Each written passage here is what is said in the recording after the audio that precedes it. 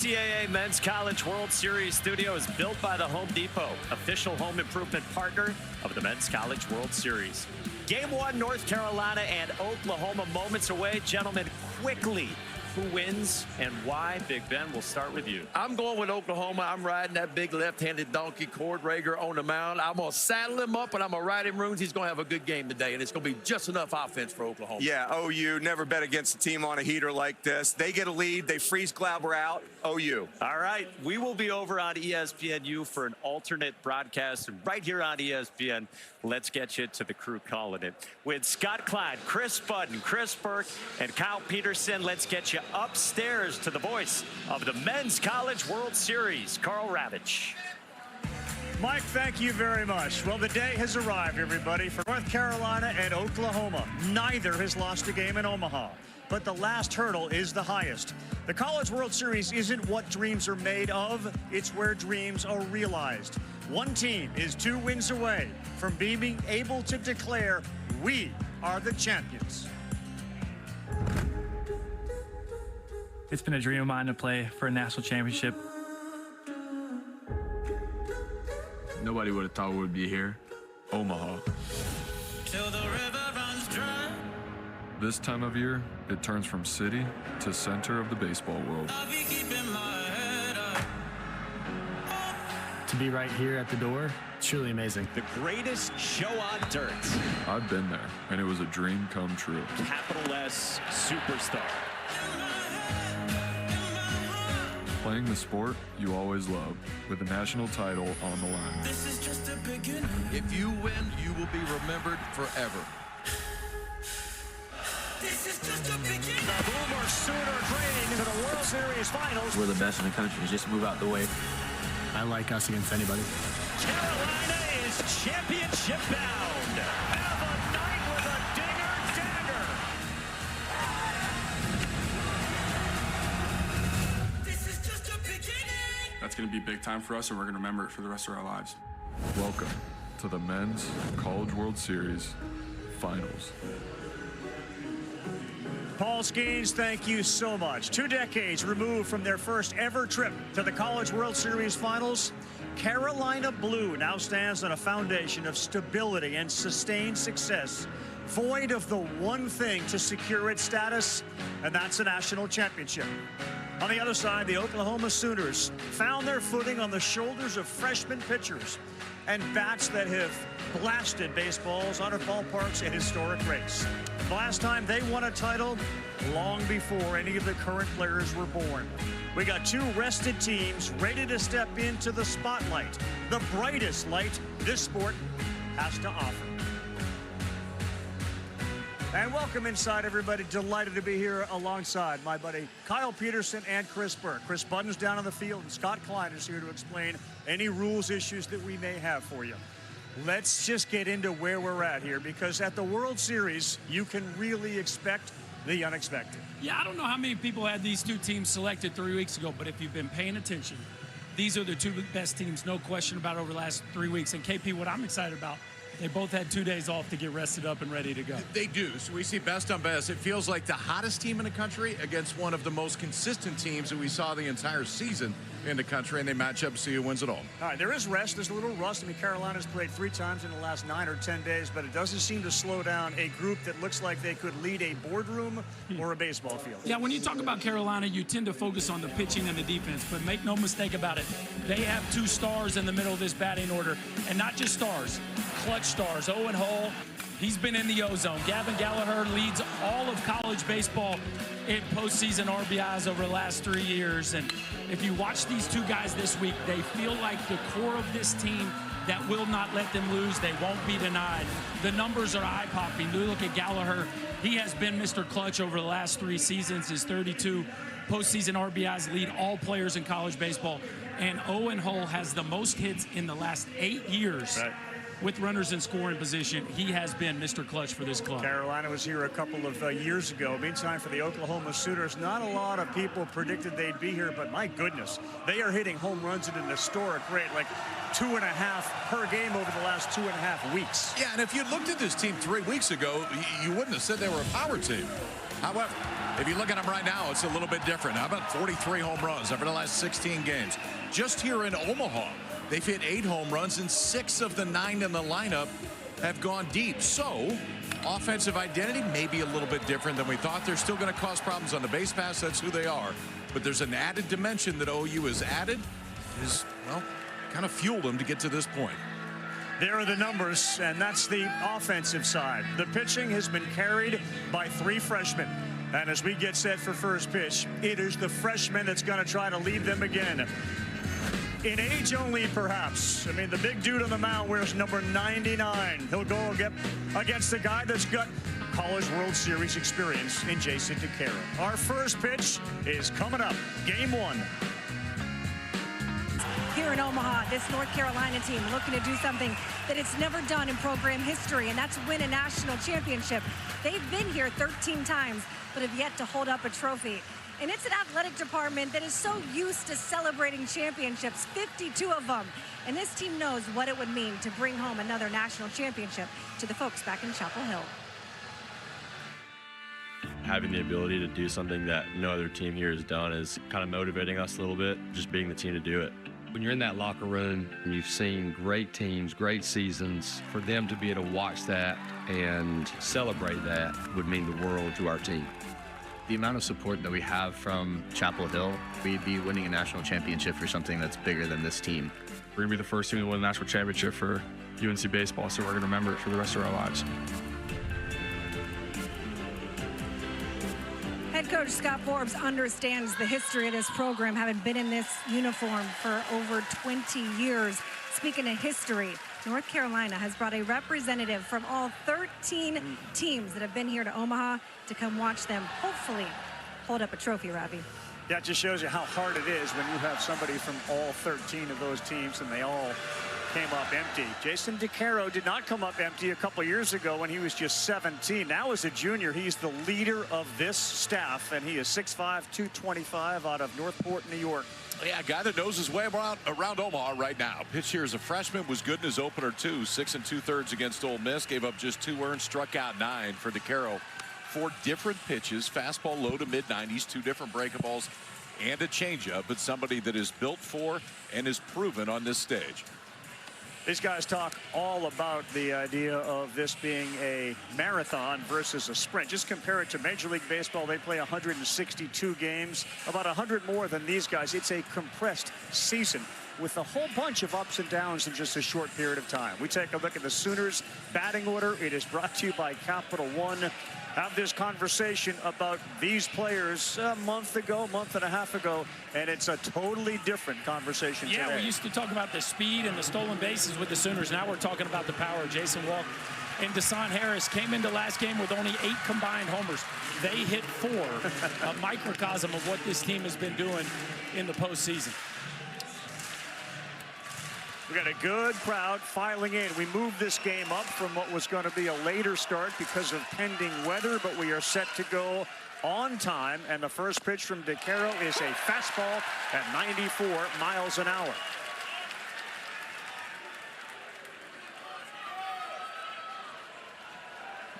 His last start against Ole Miss, 6 2/3, 9 strikeouts. And the next one right there and right by Walk, who's a good fastball hitter. It is 0-2. He's a good fastball hitter, but if DeCaro keeps painting it on the edge like that, he's going to have his hands full. Those are perfect.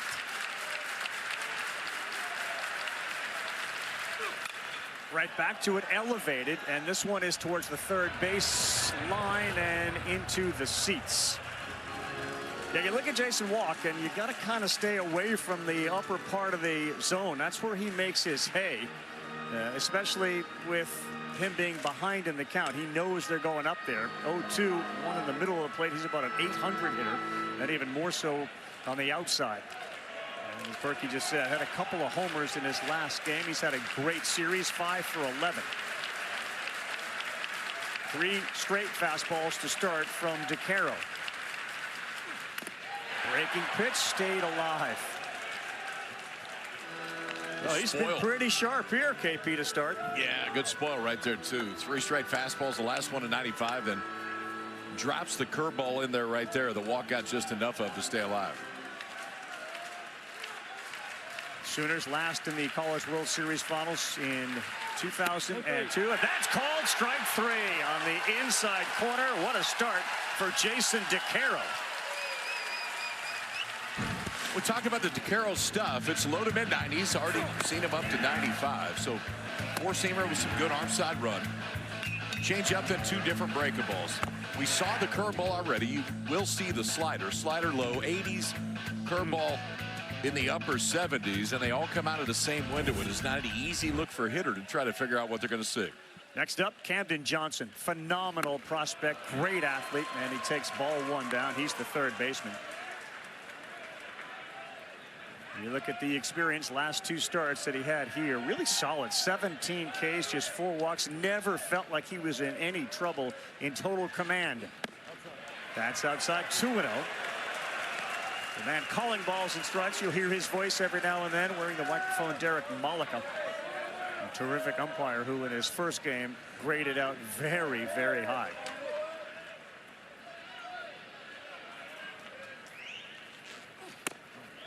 That's a real good take by the Bernie, Texas native Camden Johnson. Came here by way of Wichita State. Sooner team made up of a bunch of transfers. He'll go junior college route as well and succeed. 3-1.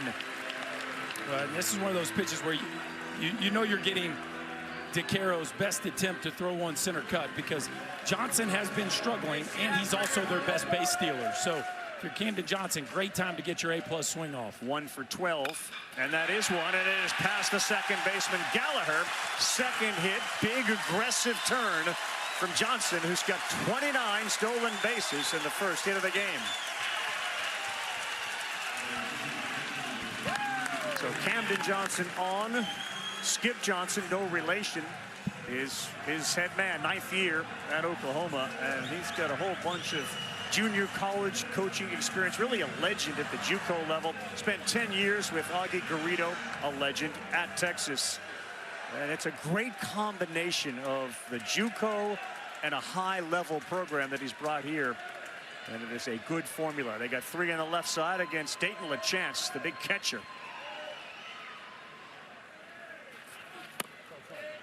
Ball 1 outside from DeCaro. So Oklahoma, a team that likes to run a fair amount, 129 stolen bases this year. DeCaro the entire season has 1 stolen base attempt. That's it. The whole year. We'll see if Oklahoma stays aggressive. I would assume they would. Yeah, I would think so as well. LaChance not going. Look out, it slipped out of his hand. That's an easy base. Down to second base goes Johnson. The count goes to 2-0. Lost his footing here as he goes to make his move. His back foot slips on the rubber, and he just decides to go ahead and let it rip. But at that point, nothing good was going to happen. Well, that has to be an uncomfortable feeling there, KP. Yeah, you don't see that very often. You see guys catch a spike maybe coming down the hill a little bit, but that time it was the back spike that spun on him like he wasn't dug in deep enough. So we're going to dig deeper. We're going to fix that. We're going to dig deeper. Time to dig a little. And now the stolen base threat moves to second base, and LaChance got a 2-0 count. And he gets into one to deep center field. Owen Hull going back. He is at the track, the wall. He leaps. It's gone. Dayton LaChance, take your time. That's a 2-run blast, his 17th of the year. And man, it continues for the Sooners.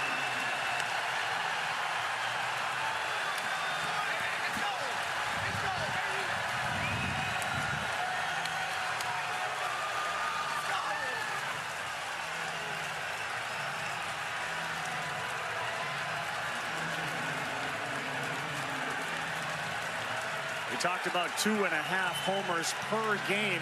The numbers are crazy for LeChance, very emblematic of the team. No homers, 17 homers. And what a start for OU.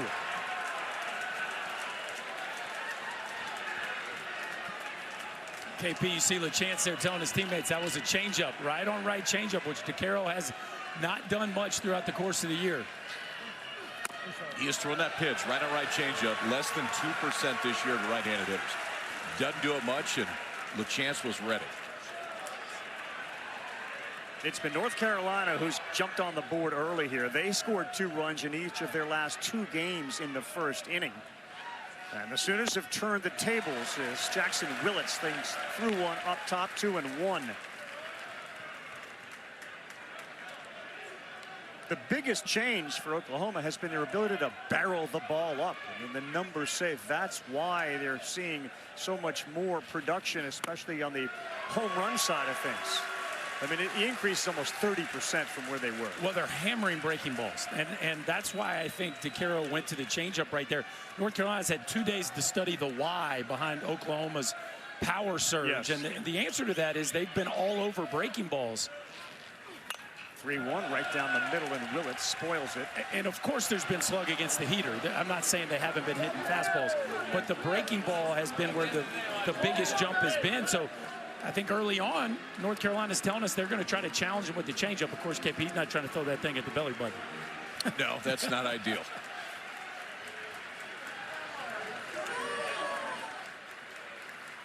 3-2 on the way to Willits into the mitt. That's a strikeout. Second one for DeCaro. 2 strikeouts and 2 hits, including the homer. And we talk about that changeup up in the zone, and just a nothing changeup sitting right there at the belt, and the big right-hander's not going to miss that. Dayton LeChance with as much raw power as anybody in the college game rides this thing out here to the backside gap.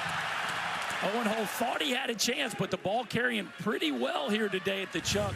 Sales just out of his reach. First one is swung on and missed by Gamble, the DH. To your point about LeChance, this is a Canadian kid out of Sherbrooke, Quebec, 6'5", 231. And while there are many who are going to play at the next level, LeChance is probably at the top of the list as DeCaro paints on the inside. And here you go, Ravi. This is a good example of what we're talking about. So entering the tournament, they were slugging .399 on breaking balls. In the tournament, they've been slugging .646. So Carolina tried to change up, and turns out if you mess up with that, you get hammered too. I mean, the truth is this team is just red hot. They're kind of hitting everything. I mean, it doesn't much matter what you're throwing up there right now. If it's a mistake, they're going to make it pay. Breaking balls or beach balls? Maybe, yeah, yes.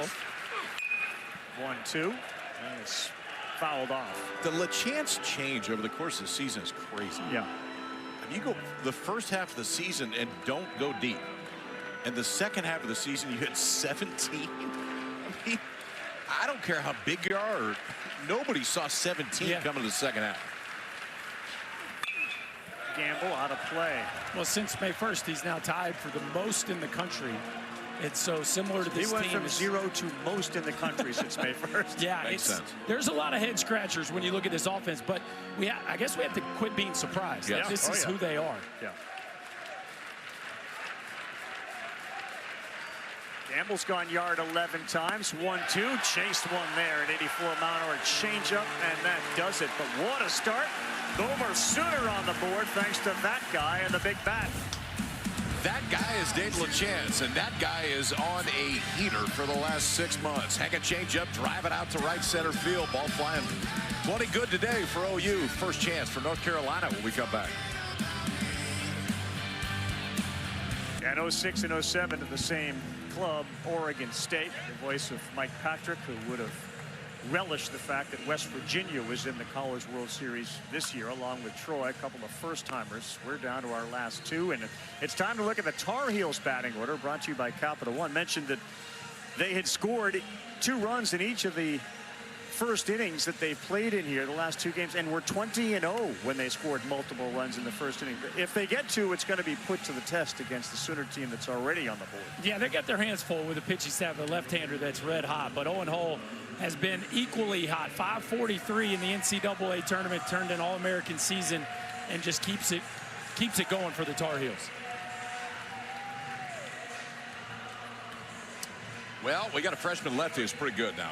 Cord Rager has been a regular in this Oklahoma weekend rotation for probably the last 2.5, 3 months.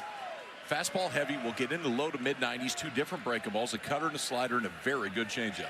Left on left to start, and the first one is wide from the freshman who is 6'6", 237 out of Maple, Texas. 7 innings, didn't allow a run against Alabama in a game they won 9-zip to get this whole thing started. Yeah, that is right at the bottom of the zone to Schaffner, who's 2 for 10 here in Omaha. Very good against the fastball, hits 345, a North Dakota State transfer.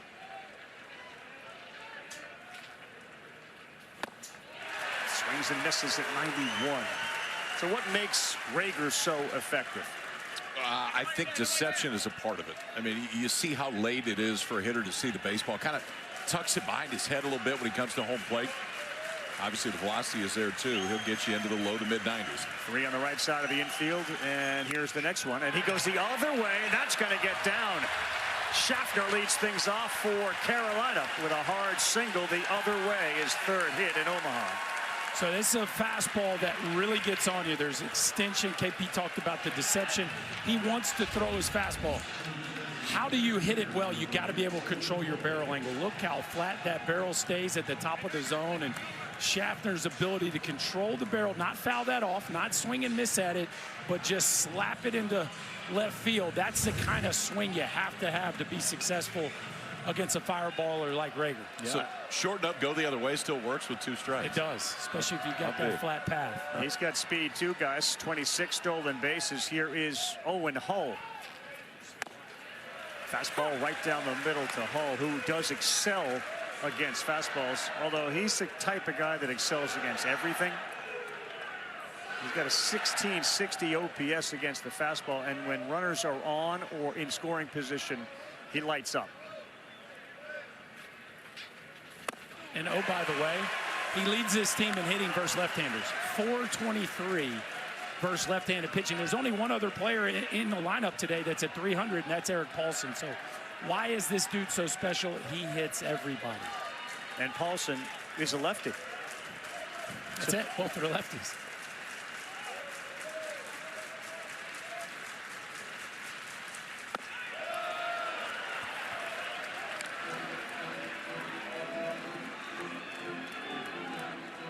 The home run from LaChance was the 4th OU homer in the 1st inning in the postseason.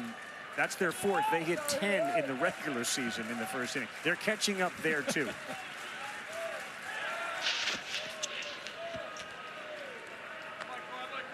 Don't be surprised if Carolina tries to guess a couple times and go first move on Rager. It's not a great move. Most people are scared to run on left-handers, but it's not a tricky pickoff move. He's just banking on the fact him being left-handed, you're not going to go.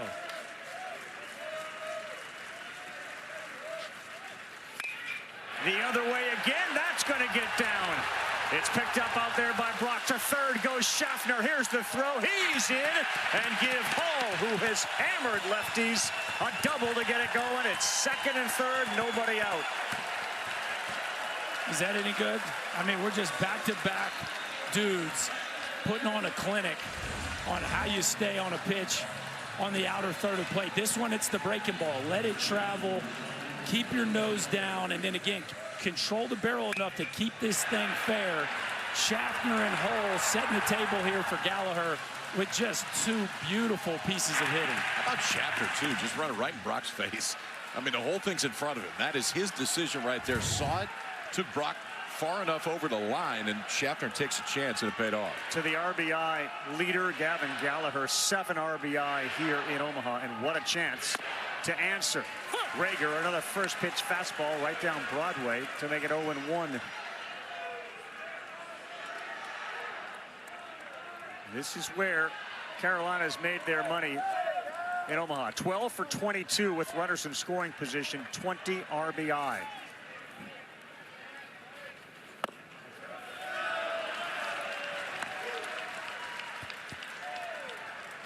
Saw him make that big O out there at second base. The O zone is what he calls it when he's just so locked in. 5 extra base hits, most by a Carolina player in a single World Series. And they've been to now 13. 2-1 of 2 aces. You think the offenses would be winning the first inning battle? Well, this is how good these teams are playing right now. I mean, both these offenses, especially you deal with the top of their order. You have your hands full. Schaffner at third, Hull at second. Nobody out. And it's now 3 balls and a strike. Well, you got a fastball arm on the mound, and he just missed with a breaking ball. He threw you a first pitch fastball that you took to start the AB. You're getting a heater here. Even if you don't, you swing and miss, so what? Expect a mighty swing of the bat here by the Carolina second baseman. 326, runners in scoring position for number 5. He does swing at it, and that's going to go foul on the first base side. Love the approach there, too. Doesn't want to hit a hard ground ball to third base. You can see him really get inside that baseball, trying to lift something to center, right center. He'd love to get him over and get him in right here with one swing of the bat. Last year in the regionals, and he is a Sooner downer, Gallagher. 11 for 16, 3 homers, 9 RBI.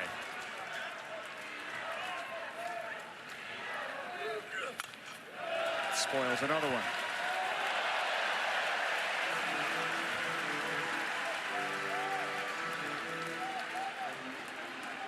Coming off a game in which he had 4 hits and 4 RBIs against West Virginia on Wednesday. So 4 consecutive plate appearances, 4 consecutive hits for Gallagher.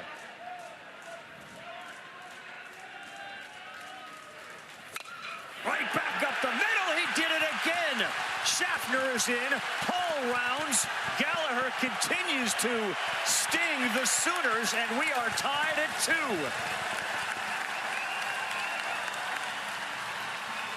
How about this Carolina offensive approach so far? You go left on left, backside, and then Gallagher gets 3 fastballs in a row. The third that he sees, he was right on. And you could tell, KP, so dialed in on staying through the middle of the field, was not going to hit something low into the pull side corner. Just a rocket right back up the box. And he wasn't getting them over and getting them in. He was getting both of them in. I don't know if you guys have heard, but this Hull and Gallagher guy, they're pretty good.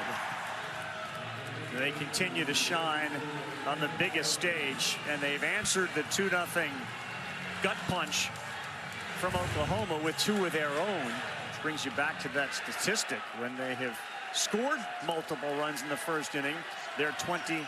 And here is Eric Paulson, the first baseman. Berkey said, really good against lefties. Rager's done a good job of getting ahead, but it hasn't yet paid dividends. So 7 + 2 gives you 9, which is the most by any UNC player in a single World Series.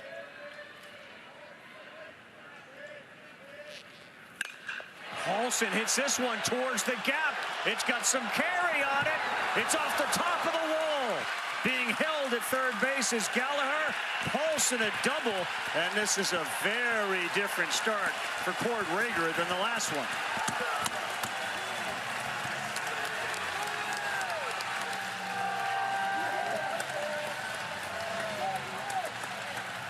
There seems to be a very strong opposite field approach from the 3 lefties we've seen so far. This is a clinic so far, left on left. I mean, 2 fillets to left to start it. Paulson just missed driving that ball out to left center by about 5 feet.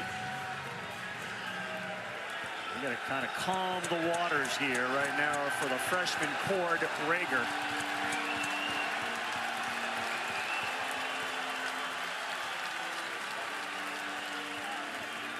I mean, I don't think we can say it enough. Cord Rager has been dominant in the postseason. KP, coming to the ballgame, he had 15 straight scoreless. I mean, this guy has been destroying the field to this point. And so that highlights even more how locked in this Carolina offense is here early going. At KU, 6 innings, give up 1 hit, 6 shutout. Against Alabama at the College World Series, 7 innings, give up 3 hits, 7 shutout. Punched out 14, has walked just 1. And in this inning alone, 4 have come to the plate, and he's already given up 4 hits.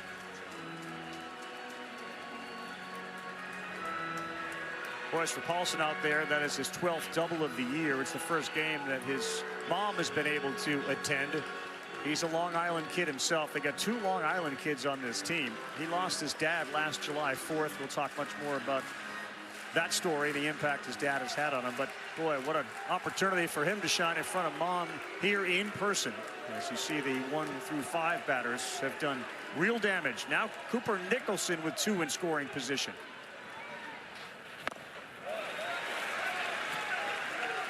What would you guess the message was there from Skip? I think that's just a let's slow down our mind visit right there. There's nothing mechanical. They're putting good swings on pitches. They're not terrible pitches, but I think some is just kind of slow everything down for a minute. What I'm going to be interested to see here as this unfolds, like he's been bulletproof now for the last 3 starts. You start getting barreled up, well, you fill the zone up at the same level that you have over the previous couple starts. That'll be interesting to see here as he settles into this ball game. Nicholson at the plate, just 2 for 10 in Omaha. And right back to him, and he's going to quickly look back the runner at third, Gallagher, and throw to first. Smart play by Cord Rager, which to me shows he's still thinking very clearly. Well, and that's the part about slowing everything down, right? If you're sped up right here, you probably try to make the throw to third base. Now, you had a chance, but the smart play is make sure the base runner's going back, and he got Gallagher moving back that way, then spin and get the out at first base. I know it sounds like a little thing, but the fact that he just played catch with first, too. That ball could end up down the right field line easy. Tyler Howe, the freshman, is now up. Breaking ball outside, 1-0. He's a left fielder out of Huntersville, North Carolina, just 5'11" and 185. 4 homers, 2 heels out there at second and third. Outside. 2-0. Caro threw 25 pitches in the first, and the next one will be Rager's 23rd.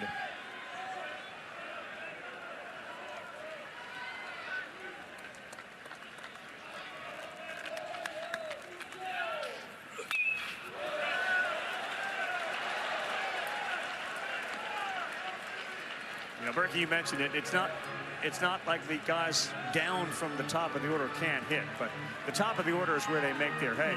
Nicholson was a 167 hitter with runners in scoring position. Howe, who follows him in the order, 125 in the tournament.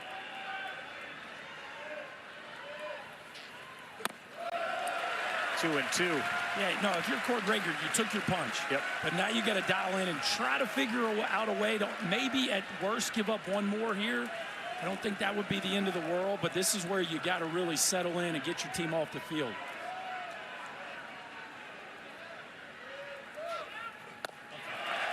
Bases loaded on the first walk of the day from Rager.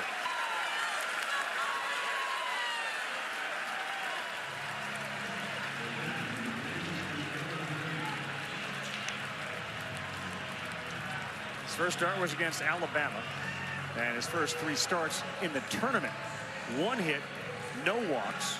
He struck out 5. He has allowed 4 hits today and the walk. And now he deals with Colin Hynek, who was DHing today. His numbers against the fastball not good. 1 for 29. And that double play depth is the infield. He almost got him with that one. It's 1-0. 0 activity right now in that OU bullpen. Does that surprise you? A little, and I would tell you if Hynek gets on, there will be more than 0 activity down there pretty quick. Gallagher, Paulson, Howe, the base runners. 1 down. 2 balls and no strikes. He plated 2 with an RBI, giving him 9 in this tournament. Paulson used to be a two-way player, and now strictly an offensive player. And now you're back to Heineck, the DH.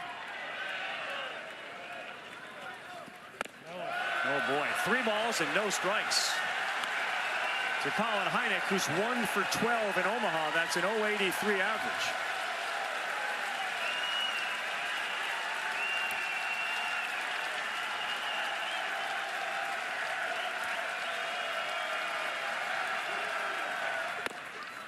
Needed it, and he got it. And if you're Colin Heineck, follow the approach of Gavin Gallagher. Fly ball in the middle of the field. At the worst, you get one in. Maybe you find a gap. Last thing you want to do here is hit into an inning double play. He's been great with the bases loaded, hitting .333 this season. 3-1, got one, and he golfs it to right. Going to be playable for Harris, who makes the catch. Coming in from third, Gallagher. Throw comes into second, cut off. Carolina has got the lead in the bottom of the first. On a Heineck sac fly, his 59th RBI. And the clinic continues, y'all. I mean, it's just stay in the middle of the field. Let's be really short with the bat path.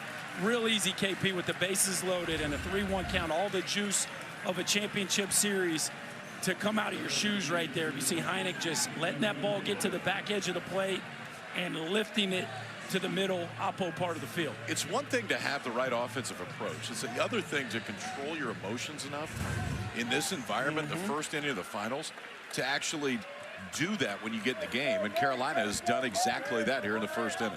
We do have some bodies up in that bullpen, making Winslow. He swings, and that one is towards the dugout, and no play over there. He hustled.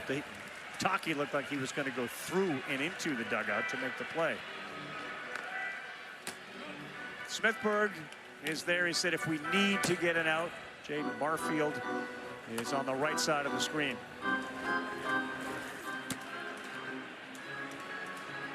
Well, it's an interesting dilemma because, you know, it is a 3-game series, right? So you do have to be mindful of your arms and all the different intricacies of it's, you know, your season's not over if you lose today. You get too deep into the bullpen too early in game 1. It can really cause problems from trying to figure out a way to be there at the end of this deal. Winslow is the DH today. Heineck is catching today for Carolina. Winslow has not had a hit in 13 plate appearances with runners on the corner. 0-2 as he chased up top.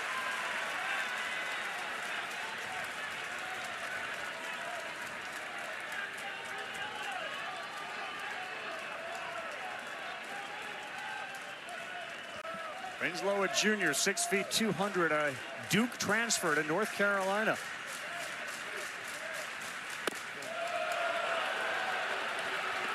It's interesting, KP. They've already gone to LeChance calling pitches. So here we are in the first. You never know if Skip just doesn't feel like he's got a great feel with Rager. He's letting Dayton LeChance put the fingers down right now. They're going with the old school signs.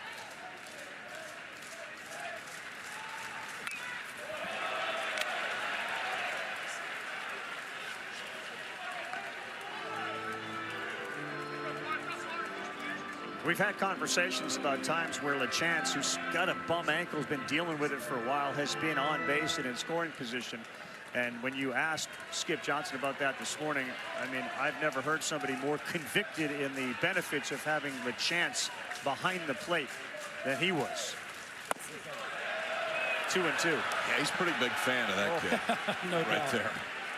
They put a ton of trust in him, too. I mean, there are times that Skip is calling the game. There's other times, like right now, that he is allowing LeChance to call the game based on what he sees.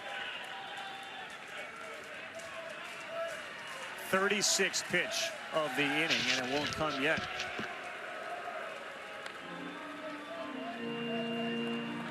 We don't see a whole lot of signs anymore, do we? We don't see a lot of catchers put numbers down. Kind of makes you feel good, doesn't it? It's just some warm and fuzzies. You could still do that. That's called strike 3. He painted on the corner, and man, did he need it. They will strand a couple. The captain clutch comes through again. Gavin Gallagher. Hall is still in the O zone. They were down 2. They are now up 1. And we know what the numbers say. 20-0 when they get 2 or more in the first.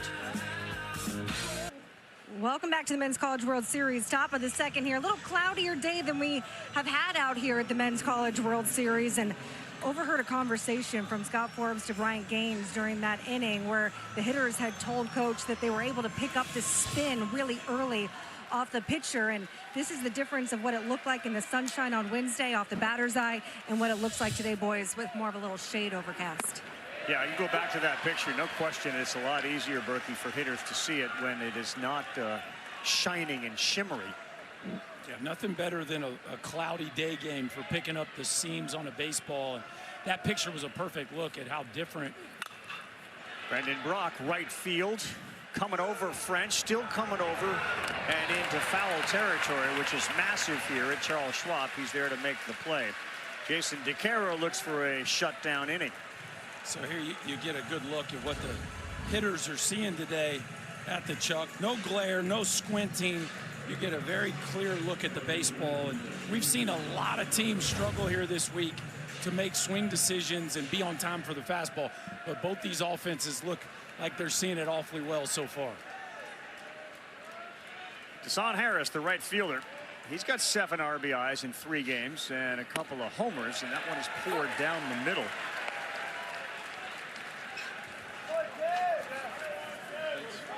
Three of his total of 6 homers have come in the last 3 games.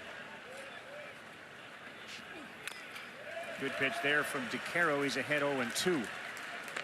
The old adage, KP, you know this, and as a pitcher you can kind of settle in, but you got to get him early or it kind of tilts back to the pitcher. Yeah, especially for a guy like DeCaro. I mean, you know the more chances you give him, he's going to find it at some point. Now he's got the lead.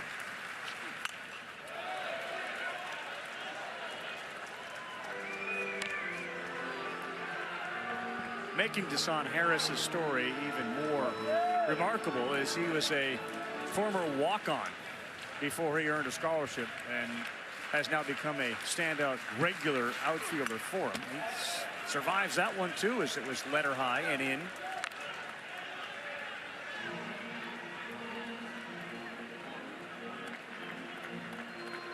Right, a walk-on who's now holds the record for a single Men's College World Series with RBI. Pretty good story. Goes to show everybody out there that's young and watching. He golfs one to center. Owen Hall coming in. A couple of infielders are all going out. Oh boy. Look out. 2 of them collide, Schaffner and Gallagher. And let's hope they're okay. To second base goes Harris. And that was the literal Bermuda Triangle out there. Schaffner, Gallagher got there just before Hall, and Scott Forbes is breathing here a little deeper. Scary play. Yes. This ball is the definition of the Bermuda Triangle out there in center field. Such a big center field here that Owen Hall has a long way to run. One of those plays that just you typically don't get a lot throughout the regular season in college baseball because you don't get 408 to center field, but you see equidistant from all these fielders and all of them trying to make the play. You can't really tell. Does anyone call it? You'd love for Owen Hall to call it, but Schaffner and Gallagher don't give an inch. That's 2 athletic dudes running full speed into each other right there. It feels like if your center fielder can catch that ball, he's got to call him off. And I understand he may not know until the very end, but for Hall, that takes collision out of play. Both middle infielders are going to go get it.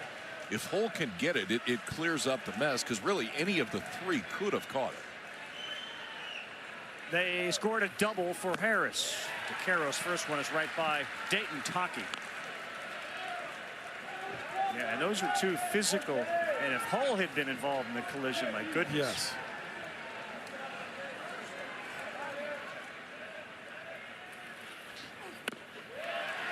Oh, and 2.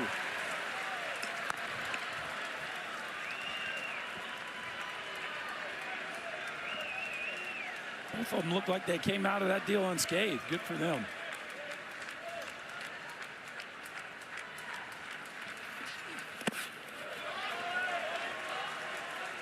Coming up a little short with his breaking stuff so far is DeCaro.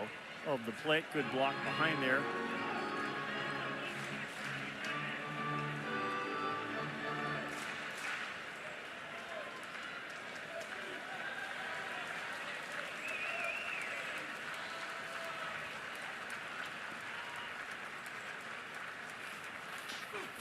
Yeah, he got him with a fastball at 95, one of his better ones that was tailing away from Taki. You can see the good arm side run right here. And Zucchero not afraid to challenge with that fastball. Mid-90s, enough run to get it off the bat right there. Everything comes straight at you. He does a good job of hiding it, too. Kind of keeps it behind that head. It's tougher for the hitter to see it. Now 4 strikeouts on the day for Zucchero.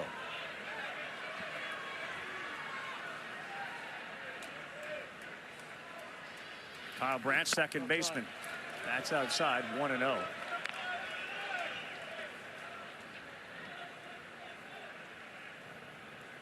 And kind of a viral story the other day when his brother hit the home run in what would be his final plate appearance for Georgia. And Kyle's reaction, the family's tears in the stands. 1-0. That ball is pulled foul. Let's go back to that moment, which was emotional for everybody, but certainly the Branch family. Yeah, this is a scene we won't see too often. An opposing player being excited about a home run, then you realize big brother, little brother, mom and dad are crying. The game was was decided at that point, so you could kind of just let your hair down and really enjoy it for both sides.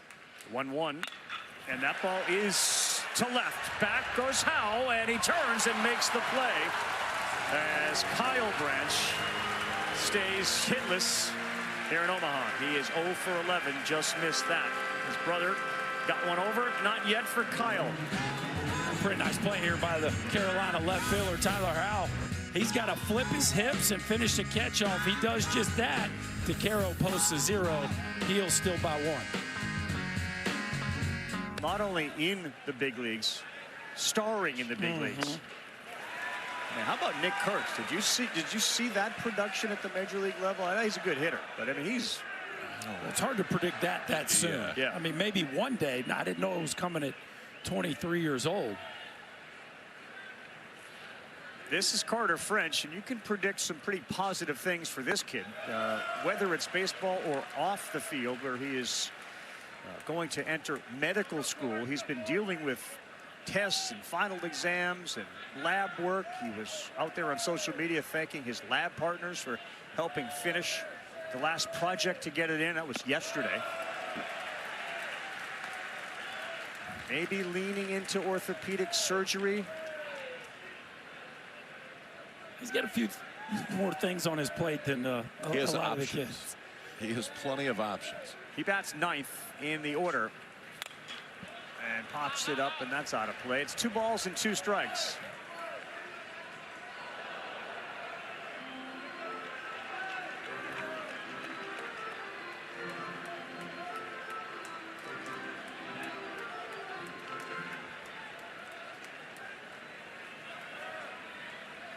Answer from DeCaro was could settle down. Now can Rager do the same? This ball is sky high, and another one that's to shallow center. No collision here because Jason Walk called everybody off.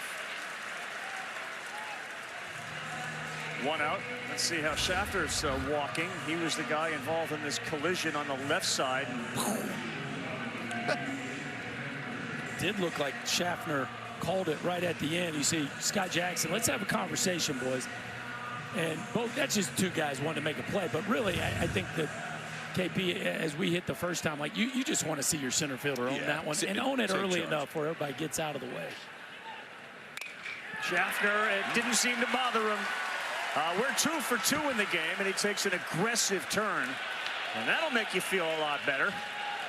Jake Schaffner out of the leadoff spot, 2 hits. Man, that is a really, really short move to the ball. And he's clearly physically feeling fine. Look how sudden the barrel arrives on that fastball. As he gets that thing loaded, watch how quick A to B this barrel arrives to the front part of the plate. That is swing efficiency right there. That will help you play this game for a long time, because if you're going to play it for a while, you have to hit velocity, and that move right there certainly does that. He bounces off first. Next up, Owen Hull. The action in the Oklahoma pen will continue, but that one was up and fouled off the bat of Owen Hull. Safe to say, like, Owen Hull's kind of an overachiever. Like, is that a fair assessment for him? And I don't mean just in a baseball sense. Eagle Scout. Is he overachiever, just insanely talented? Good at stuff. Both, yeah. He does everything, does it really well. Yeah, As one is fouled off at the plate. Like, there's nothing he's not willing to take on, and then he achieves great things when he does it. A high achiever, no doubt. Yeah, better said, high achiever. And a really engaging, he's over his skis. He's not. That's Kyle. That's more Kyle. Glad we got there. It was a tee up, and he hit it right down the middle. Took a while, but I'm glad he got there.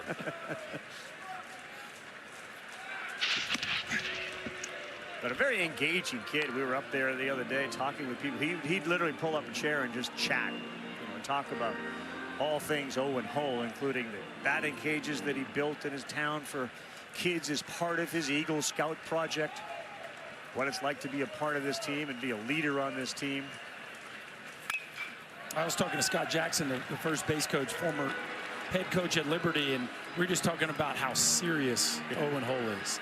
And, you know, everybody else might be enjoying music in the locker room, and Owen Hull's got his bat, and he's, you know, focused on his grip and visualizing his at-bats. He's a person that is very dialed in with what's in front of him. No doubt. Good against lefties, good with 2 strikes, but Rager decides to go bender, and it gets him swinging, and the frustration for Hull there. He didn't win that battle, Rager did. And there were 2 outs here in the second. Man, that's one of his best breaking balls so far in the game. For Rager, we talk about he's very fastball heavy, throws it about 60% of the time, but against this North Carolina lineup, which is going to show you 5 out of 9 from the left side, that's the one you're going to have if he's going to hang in there for a while today. And he picked a good time to throw a really good one to Owen Hull. Yeah, this is a test here. When you had Schaffner with 1 out on first, you get Hull, who'd been so hot, and now you get another opportunity against one of the better ones in Gallagher. This one is off the end of the bat, and Walk in center will make his second put out of the inning. So he does avoid the single by Schaffner. We're through 2. It's 3-2. Yeah, that wagon has been running circles around some real powerful teams. They beat the ACC champ, the SEC champ last few weeks.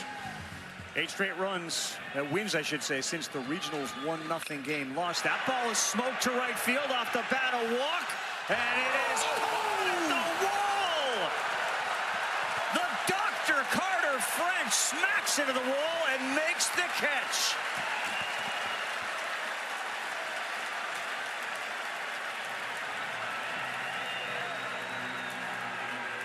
Hey now. Never a doubt right here. I thought it was gone. Me too. When he hit it, I thought it was gone. We've already seen it from Walk, but watch this route. Take a back step, maybe not the perfect first step, but a drop step. And then you got to be fearless at the fence, boys. Just put your nose in the wall and go make a play under the padding. Oh, my goodness. That's incredible. His glove got stuck under the padding, and the ball went in it. Review. Yeah, they're going to look at it to make sure it didn't hit the wall. It didn't look like it did. His glove got stuck under there and opened so the ball could get in it. Yeah, it worked out great. That's insane. Yeah, watch the glove open when it hits it. Boink. It's amazing. Boink. And stay in there. Yeah, it's amazing. I just love the fearlessness, though. That is zero concern for what's behind you right there.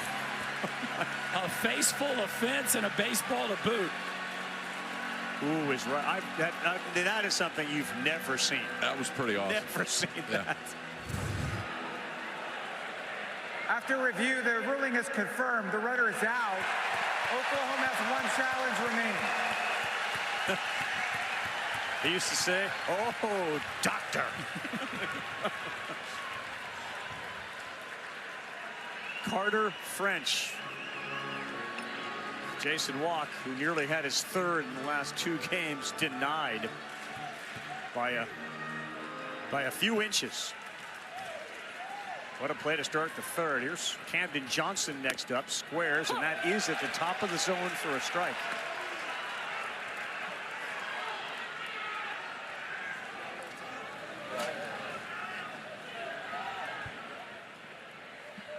Johnson, then LaChance. Singled his first time up, breaking ball. And a good one from DeCaro, who again seems to have settled a little bit. However, he nearly gave up a homer. He did give up a double to Harris. So Walk and Harris were so great the last game. They've got the 2 hardest hit balls in this game. Although LaChance's was hard hit. So Harris he was impacted one too. Oh boy, filthy there from DeCaro as he picks up another strikeout, his 5th. There's a top to bottom curveball that DeCaro will go to in 2 strike counts. We've seen the fastball in the mid-90s in a totally different shape.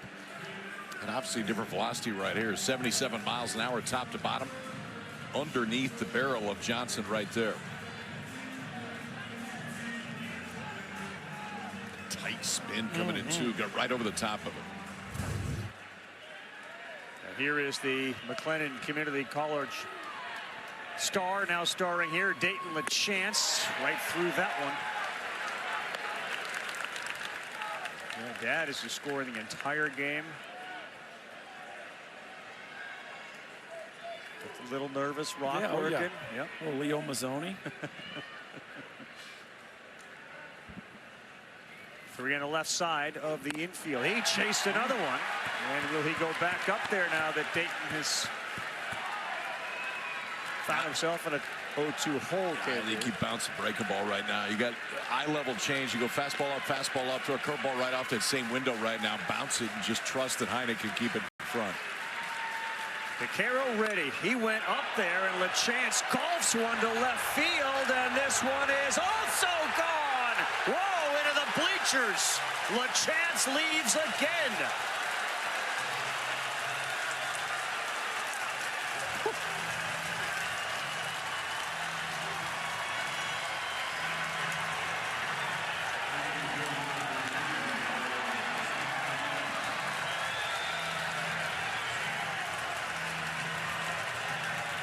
Well, KP, in hindsight, your idea may have been better.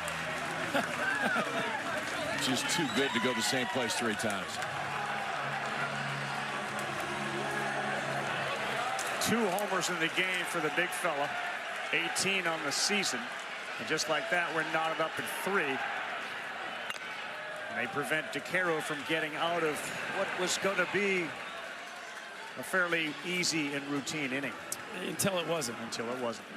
Fastball up, and then one more time. And fastball honestly, gone. He didn't miss his spot. It almost hit the mitt.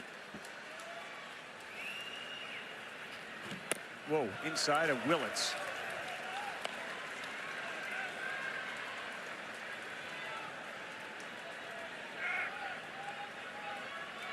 You know they're having that conversation at some point, KP. It just frustrated that he made him pay when it looked like he was in between, and then in 0-2 you'd think he'd be even more defensive, and yet somehow he's able to get to it in 0-2. Kind of just shows you how special Dayton LaChance is.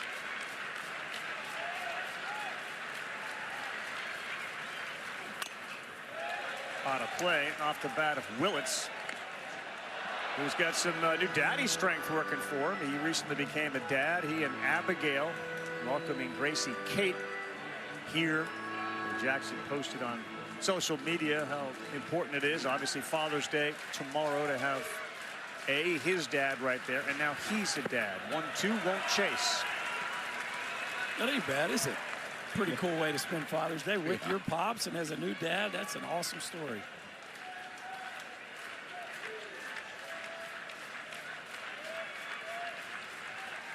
Reggie, who of course many in the New York area and Major League Baseball fans knew he was a coach with the Yankees. This ball lifted high, deep to right. French is not going to have to deal with a fence this time. He's there to make the play. All right, Burke, yes, a pretty good half inning right there of action. Are we having fun yet? How about it? We think we got him set up. Fastball at the top of the zone and climb it a little more. Maybe even higher on the 3rd pitch, but fool me twice, not a 3rd time. Dayton LaChance has tied it up, folks. Are you not entertained? We've got just a few innings, and we've seen a little bit of everything. Glove in the right spot, Dr. Carter French. With a great catch in right, After 2 straight neck-high fastballs, Dayton LaChance takes the third and absolutely covers it to left. 2 home runs for LaChance in a tie ball game. Back to the action as we go bottom 3, and Eric Paulson waited on that breaking pitch and sent it into the OU dugout. I mean, how hard is it to hit that pitch to the LaChance? That would be impressive in a 2-0 count. If you were that ready for a fastball that you covered it in an aggressive count. But to cover that thing in an 0-2 count just really doesn't make sense. It's one thing to have seen it twice in a row and maybe be 1-1. But to do that on an 0-2 count is pretty special. Tomahawk chop.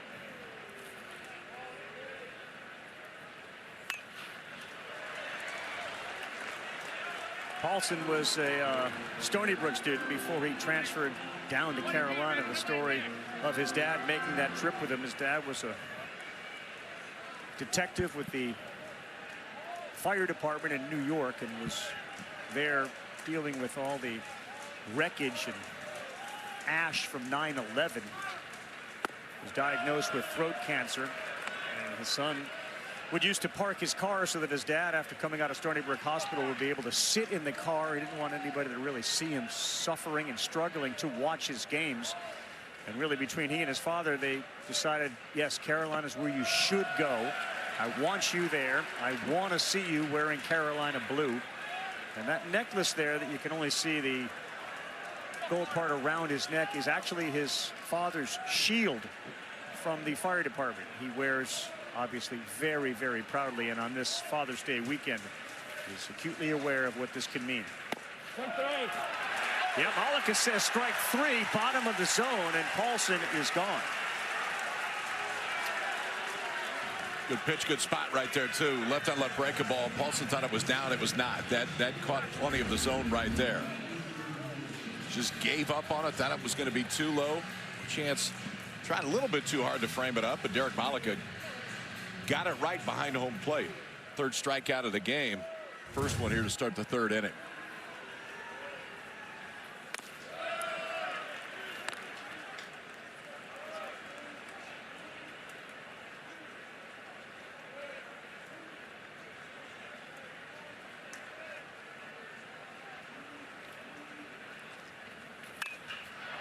Pulled left field towards the line, and it will be foul. Scott Klein's our rules analyst. What makes Malika a good ball and strike umpire? Well, guys, Carl, you mentioned it earlier. He does score well because he's not afraid to call the bottom of the zone. He'll call that pitch a strike. One we just saw there against Paulson. Nicholson, this one end of the bat, little blooper, third base, chance for Johnson, and he ran out of room as it goes about 4 rows deep. Well, one of the things I think, Scotty, that makes it impressive is he's not waiting for the catch. He's calling that ball as it's entering the zone. So even though the catch isn't completed, he's already in the middle of ringing that dude up, which tells me as a hitter and as an observer that he's not going to be influenced by the catcher. He's going to call it what he sees, not how the catcher presents it. Is that fair? It is. Yeah, presentation's almost gone out the window these days. It helps, but doesn't have to have it. Appeal at first, no. We've talked about Malika at first. That's Jake Uhlenhop down there at first base. Billy Van Raphorst is at second. And Mark Wagers is at third base with Malika calling balls and strikes. So far, so good on the weather. It's clearly been a hitter's happy day with the cloud cover overhead. That just misses, and the count goes full 3-2, and it was off. The other part about Derek, it doesn't feel like he's going to extend outside the zone. He won't. No, yeah, he won't go about off the the plate. catcher's mitt.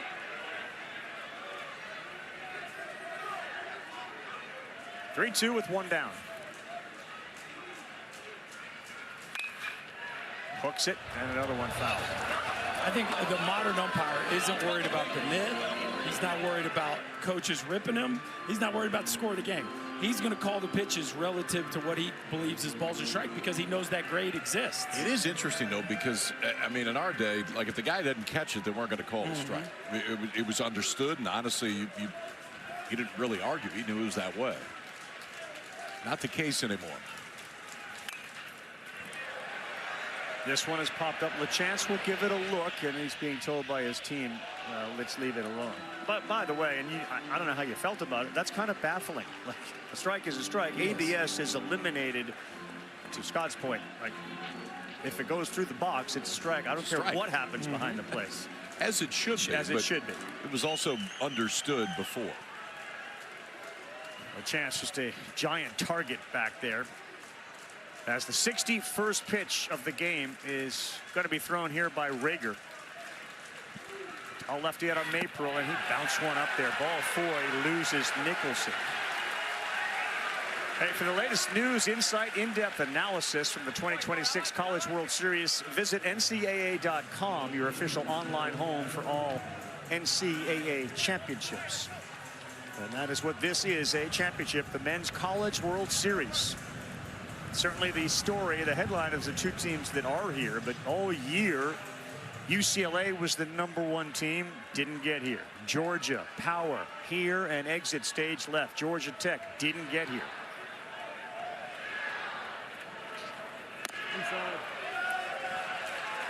Speaks to the parity, the unpredictability of college baseball, the sort of live or die nature of regionals and super regionals.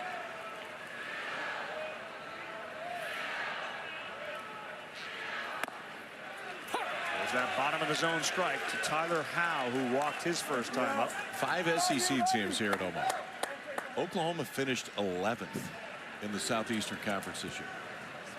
They were below 500 in the league, but yet what they've done the last 3 weeks, they look, well, they are one of the best teams in the country right now. Without question.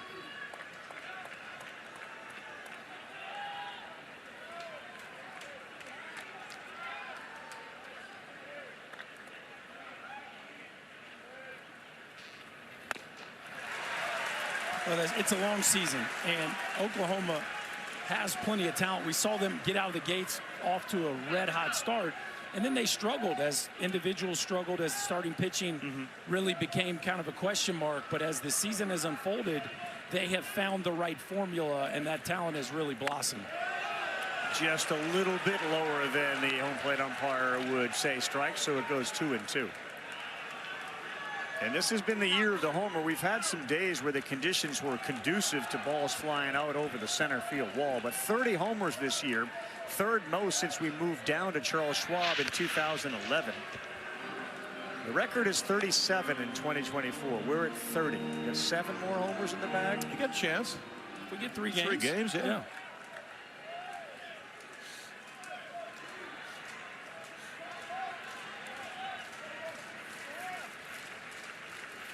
Rager's 2-2, fouled and into the mitt. Boy, good job by LeChance to hang on to that one. That's right, foul into the mitt. Strikeout 4. That's been an impressive run, man. Their last 8 games in which they haven't lost. They've scored over 11 runs a game. Their ERA has been great. And Tech and Georgia were powers in what has been a phenomenal year for baseball in the Georgia area. Kansas, Big 12. They do it on the road.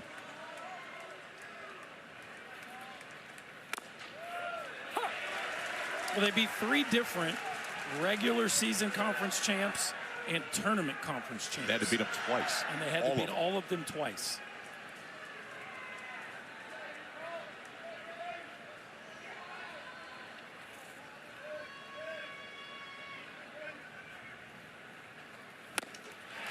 And 2 to Heine. Skip Johnson and everyone around the program does talk about confidence. You know, you're always curious, like, what in the world changed here? And he didn't really say much of anything. We've talked about the metrics and barreling balls up, but he said it was really confidence, believing in the process, and it has certainly paid off. 0-2, he chased, and he is gone. Strikeout number 5, and he gets 3 in the inning to settle things down in a tie game through 3. Well, the freshman's starting to settle in, folks. Fastball right past Heine. The check swing can't hold up, and he's fired up. And we will talk to the skipper of the Oklahoma Sooners, Skip Johnson, when we come back. attack the mid. That's the only thing he can't control, and they got some big hits in our first inning. He's just trying to settle him in and keep throwing the ball in the mid. That's the only thing he can't control. 2 at-bats, 2 home runs for LaChance. What has impressed you about his approach at the plate? I mean, he's a competitive. He's really competitive, and he's not going to give in. He's just a good kid. Appreciate you, Coach. Thank you. Yeah, Skip Johnson. The story with Skip, of course, is the tutelage of Augie Garrido. He was telling us some great Augie stories today about the dynamic that they had. They're not afraid to challenge each other either. No.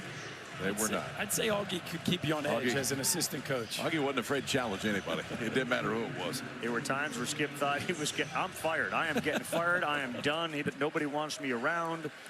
And again, it goes back to the players' ability to believe in themselves.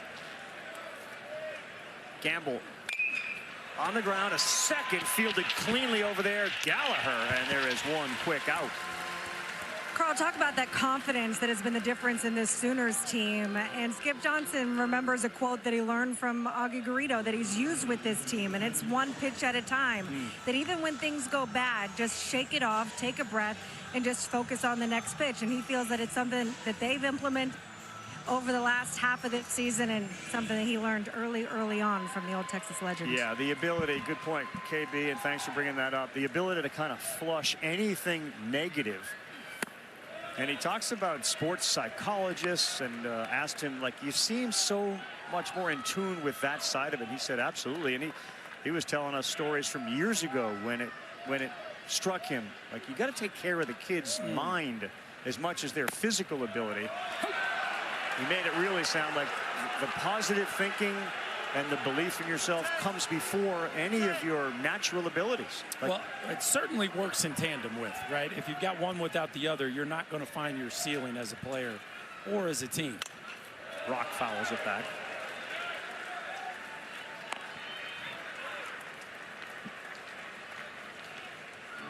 Isn't it cool? I mean, all the coaches from OU that have been here.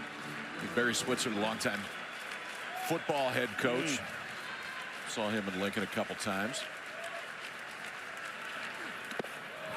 Yep, Porter Moser's been here. We've seen Stoops here. Bob Stoops certainly has been here. He describes in Oklahoma. He uses the word family all the time. And, they're investing in the programs there too, man.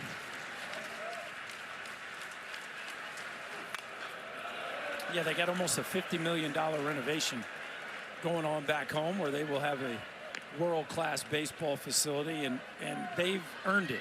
2 times to the finals in the last 5 years. Certainly a school that is deserving of one of the best facilities in the country.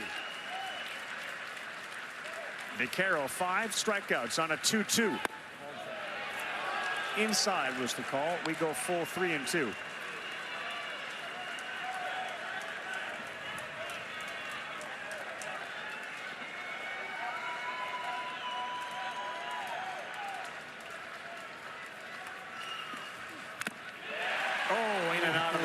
That's the exact kind of play that LaChance made last half. Heineck couldn't hold on to it. Look at him speed him up, slow him down too. Mid-90s fastball, then the slow curveball, and Heineck has it for a second, then just pops out of that glove when he goes to make the transfer. But because there was a little bit of contact, onward, and a great take right there on a fastball that was just up and out. Hey, Scott, is there a transfer rule on a caught strike 3 there on a foul tip? Yep, same thing applies. You got to reach in there and pull it out. Could they have reviewed that? No, that's not foul tips, not reviewable. Okay, that's what it would fall under. But I'm saying, if that, from your viewpoint, did he lose that on the transfer? Like, could that have been called an out? It looks like he's going to take the ball out. No, okay, he dropped it before. Finish the catch. Okay. Yeah. Change up to the lefty. Desan Harris lands to get an 0-1. Harris, he had that Bermuda Triangle double in which Schaffner and Gallagher slammed into each other, and Hull avoided that collision.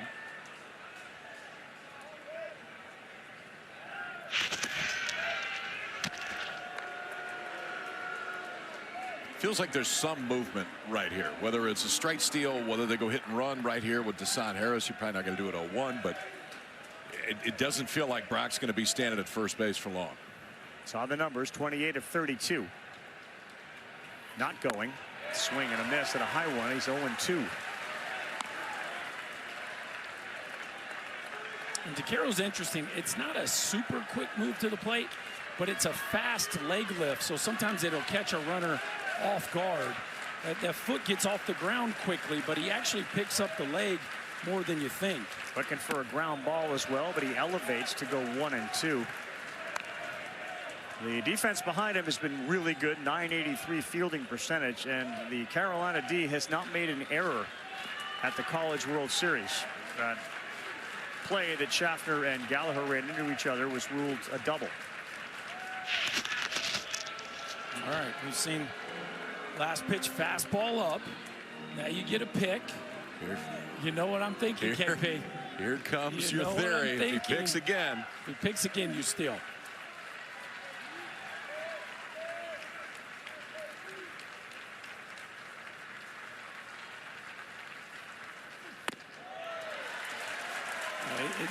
There's an off-speed pitch in here somewhere. He's not going to live at the top of the zone with nothing but fastballs.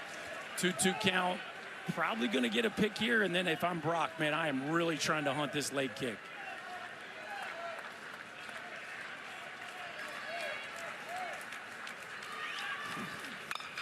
And that is lined. It's a fair ball. Brock can fly. He's at third. He's held there. The ball thrown back in. And that is the second double of the game for Harris. One aided by a misplay and miscommunication, no doubt about it. And he now has 10 doubles on the season. This was really good. Keep that barrel in the zone for a long time on a changeup that was not in a bad spot at all. It's down. You can see that changeup from DeCarro, but Deshaun Harris keeps that barrel in there just long enough. Didn't need to run if he's going to hook it down the right field line.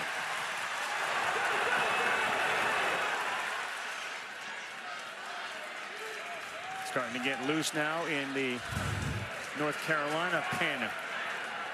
Second and third, one down. First pitch fouled straight back off the bat of Talkie.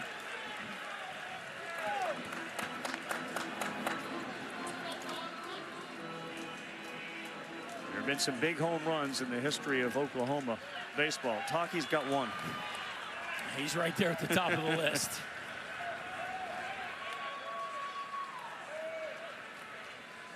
Chance to change this score in a hurry, and he fouls a fastball off.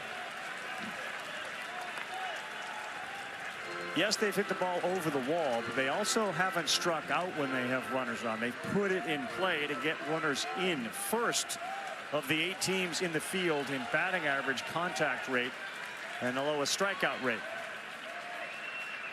He got Talkie to strike out his first time up.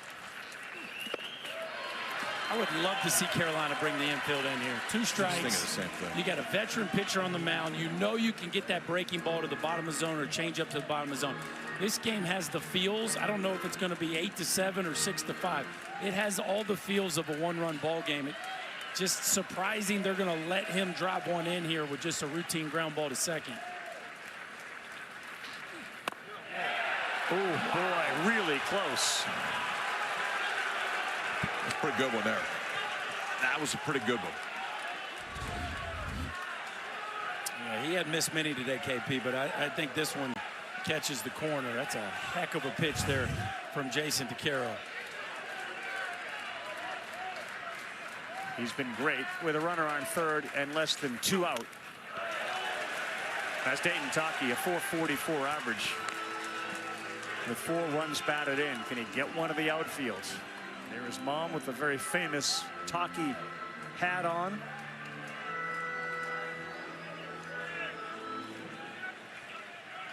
DeCarro hasn't gotten a ton of swings and misses today, to the credit of the Sooners.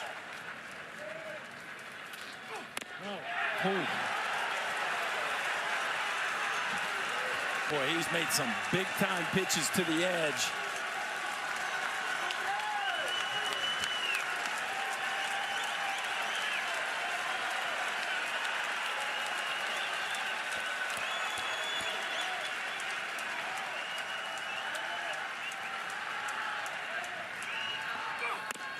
There it as he paints on the inside. It may have been the 4th or 5th strike, but he gets the one he needed. And now there are 2 down. Wow, watch where this starts and where it finishes. I mean, that's taking that 2-seamer starting on the inside part of the plate. You just see Taki gap right there. He thinks that pitch is going to stay inside, but good extension, gets all the way through the 2-seamer that fights back just enough to clip the inside part of the plate. Pops, you can write down a K right now. Backwards. 6th of the game, another chance for Branch to get his first hit here in Omaha.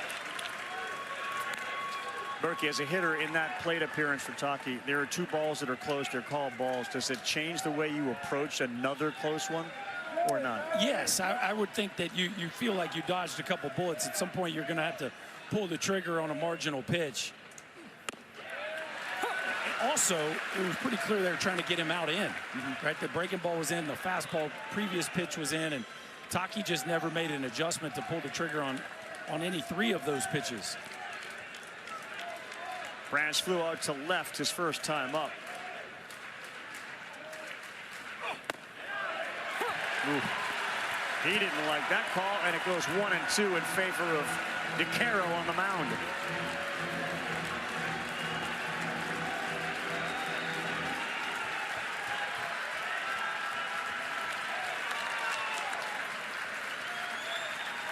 Bach and Harris, good speed, the base runners on a 1-2. Great job by Hyde behind the plate to save a run.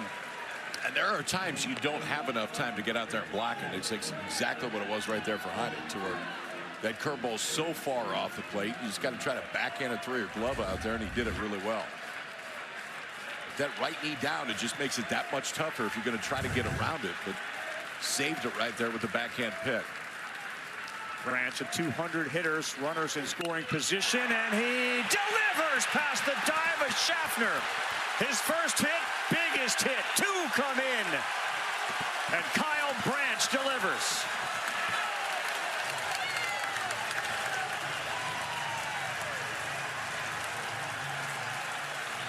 Well, you just felt like the do factor was pretty high here, Ravi. He had a rocket in his first at bat.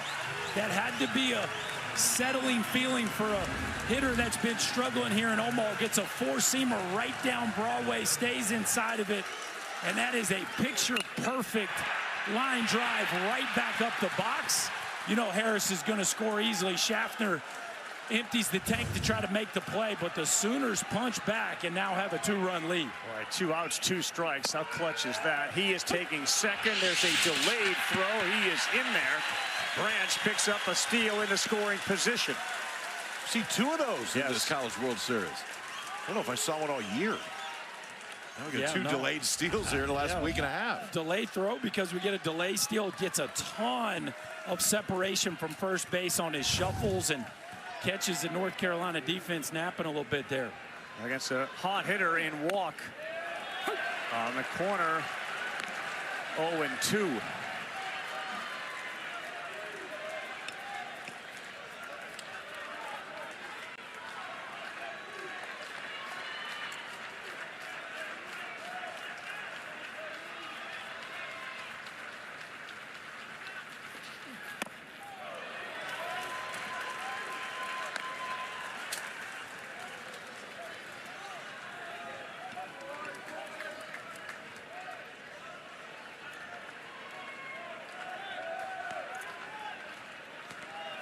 Two in the inning. They have scored in all but 1 on a 1-2. Bounced, gets away. Quickly to third base now.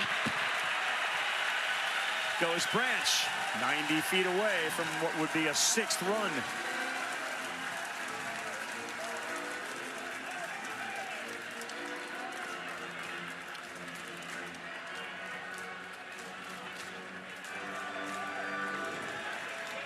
To think about what Carolina would do in their bullpen. They've got a whole bunch of very good arms and down by a couple. On a 2-2. A hard one, that's by Schaffner. That one was 99 off the bat, and you could see his feet were frozen. Give Walk an RBI and make it 6-3 Sooners. Yeah, you said it, Ralph. Schaffner just gets caught, stuck here with his feet just a little bit. This is one of those balls where you're either going to body it up or you're going to try to give some ground to allow your eyes to get behind the baseball, and he just gets stuck late. He tries to drop step. I think that ball just froze him a little bit. Certainly a very tough chance. Oklahoma just continues to barrel balls up here in a really clutch 2-out rally to put them up 3. Guy on third base in 2 outs, you got to body that one up. I mean, you got a little bit of time. I can understand if there's nobody on base playing it that way potentially, but with a guy on third, man, 2 outs, and it feels like you got to wear that one. And Carolina will go to the bullpen first today. Walker McDuffie is coming in to give them some length. Oklahoma's bats continue to bang. It's 6-3. Berkey, Chris Budden, Carl Ravitch. Yeah, one side is elated at what's going on here. And the first hit off the bat of Branch, which was caught in left field, was 101 miles an hour. Dad's loving the second hit, which was a couple of hours less, but it was the one that drove in 2. The 101 off the bat was the hardest hit ball he's had all year. Big swing of the bat. KP, Jason DeCaro, the fastball command, probably the best thing he had going for him today, but against a red-hot lineup, just not enough swing and miss from the right-hander. Yeah, it's interesting. 6 strikeouts, but it still felt like Oklahoma was fighting him every at-bat. And here we go with the base steal, and that is a no throw. And a real easy one for Walk. They're feasting right now on Carolina. A couple of delayed moves, and Walk is now in a scoring position. I mean, they take advantage of McDuffie right here. Right when he comes in, Walk is, I mean, shuffle, go. You got 0 chance to throw him out there. His 18th stolen base on the year. McDuffie gives up one. That's going to be an RBI after the stolen base pays off. Camden Johnson's second hit. Sooners 7, Carolina 3. Well, Bucky, we talk so much coming in about the power of Oklahoma. We've seen it. They've hit 2 home runs. But what they do on the base pass changes the course of the ballgame. And it does again right here. Walk steals second. Then Johnson gets an elevated changeup right here. Drives it to right center. And because Walk is on second base, it drives in another run. Yeah, chaos offense is operating at full tilt right now. It is chaotic right now. McDuffie, who hadn't given up anything here in Omaha, is touched, and be careful with LaChance, who's got 2 bombs already. He is the sophomore of Broadway, North Carolina, 6 feet, 200 pounds. Been really good. And it is fastball slider. LaChance, who hammered a fastball up, out for his second home run of the day. Yeah, they got their attention now. You just can't get caught napping. It doesn't matter, other than maybe LaChance. Everybody else, you have to be extremely engaged in slowing down the run game. And the guy at first, Johnson, has got 29 stolen bases to lead the team. And he's going. That throw down is to the shortstop side. He's going to be able to go to third base. Oklahoma is causing all sorts of problems for Carolina's pitchers, catchers, and infielders. Wow. Chaos at its peak right now. And North Carolina getting a little sped up. Yeah, he's got the base stolen, but Gavin Gallagher is too veteran of a player here not to finish the catch. Once you get a breaking ball with a runner like Camden Johnson, he's not going to be out when it's to your backside. You just got to make that catch. As a middle infielder, you just have to know, I'm not going to tag him out. Let me just make this catch. And because he doesn't, he gets another base. And Scott Forbes wisely going out here to slow things down.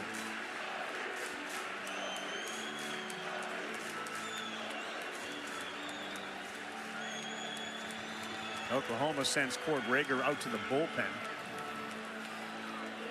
As Scott Forbes comes back out. And this is just going to keep him loose during this long inning. They scored 2 in the first, 1 in the third, and they have pounded Carolina with their legs and the bats.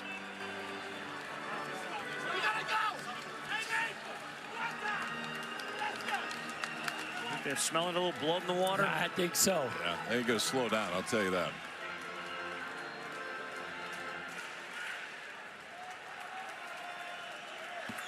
Starting pitcher Rager is out there in the bullpen staying loose. LeChance with 2 home runs today, 18 on the season.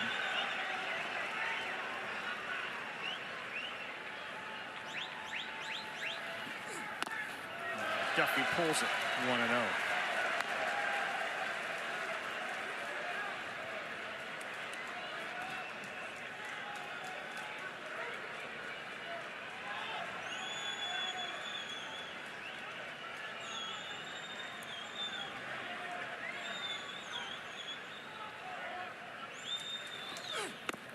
Pulls another one to go 3-0. Obviously, first base is open. McDuffie has given up 3 homers on the season. Green light, and will he throw him a strike? Yeah, he doesn't look super interested in challenging the big right-hander right now. Oh, boy, he hung one, and this one goes to center field. Hull goes back and is there. They green-lighted him, and he ended up hitting it into the biggest part of the ballpark. But 4 biggies for the Sooners. They lead by 4 as we go bottom 4. Look at the score, and it is 7-3. Oklahoma becomes the first team since the finals were added in 2003 with 2 homers and 3 stolen bases in a finals game. First team to do that. We're in the 4th, by the way. Exactly. Add to that, and Jason DeCaro gets charged with 7. 7 runs against the Sooners. Nathan Kirby, Wade Townsend, the only ones who have allowed more in a finals game. Kirby for Virginia, 8 against Vanderbilt, and Townsend for Rice, 8 against the Stanford Cardinals.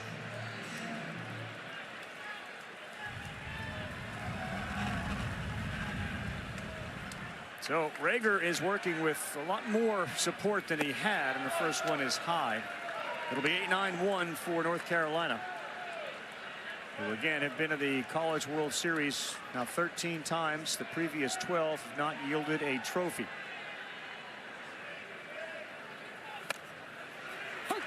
Paul on the corner to go 1 ball, 1 strike. Can Carolina get some offense started at the bottom? It just feels like if they don't, they're going to have a really hard time coming back in this ball game. You can't just be dependent on the top 4 guys in your order.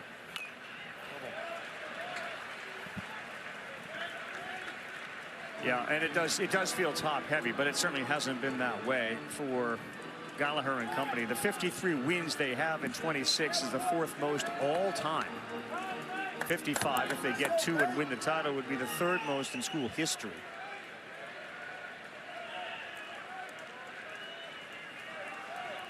But it's Winslow and then French, the right fielder.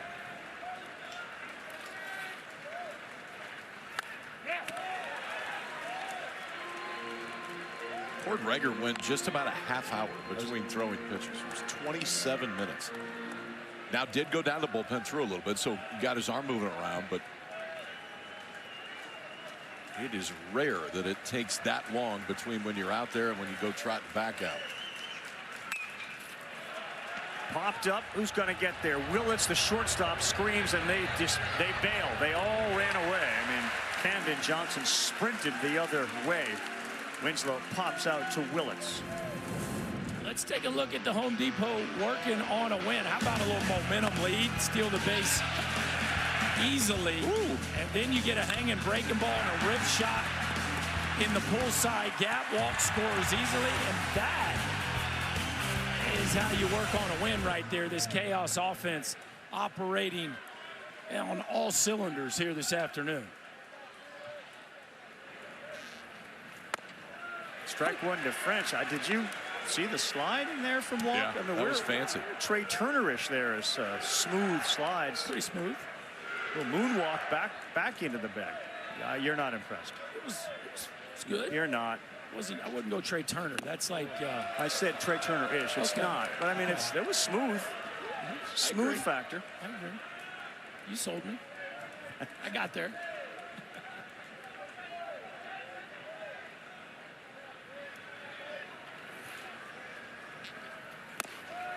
Oh, no. Yeah, it did get him, and the good doctor will let you know that one hit me.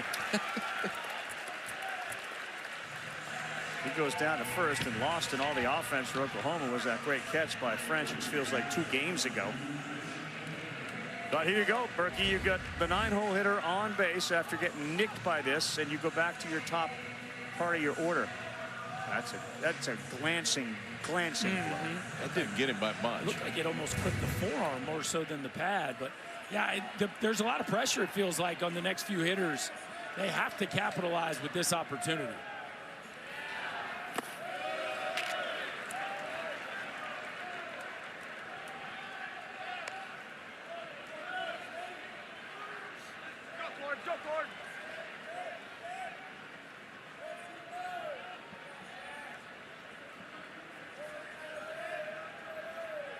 Two singles for Schaffner. They throw down, and that one was picked cleanly by Taki on a short hop. French has not been a major threat to steal, just 5 on the season.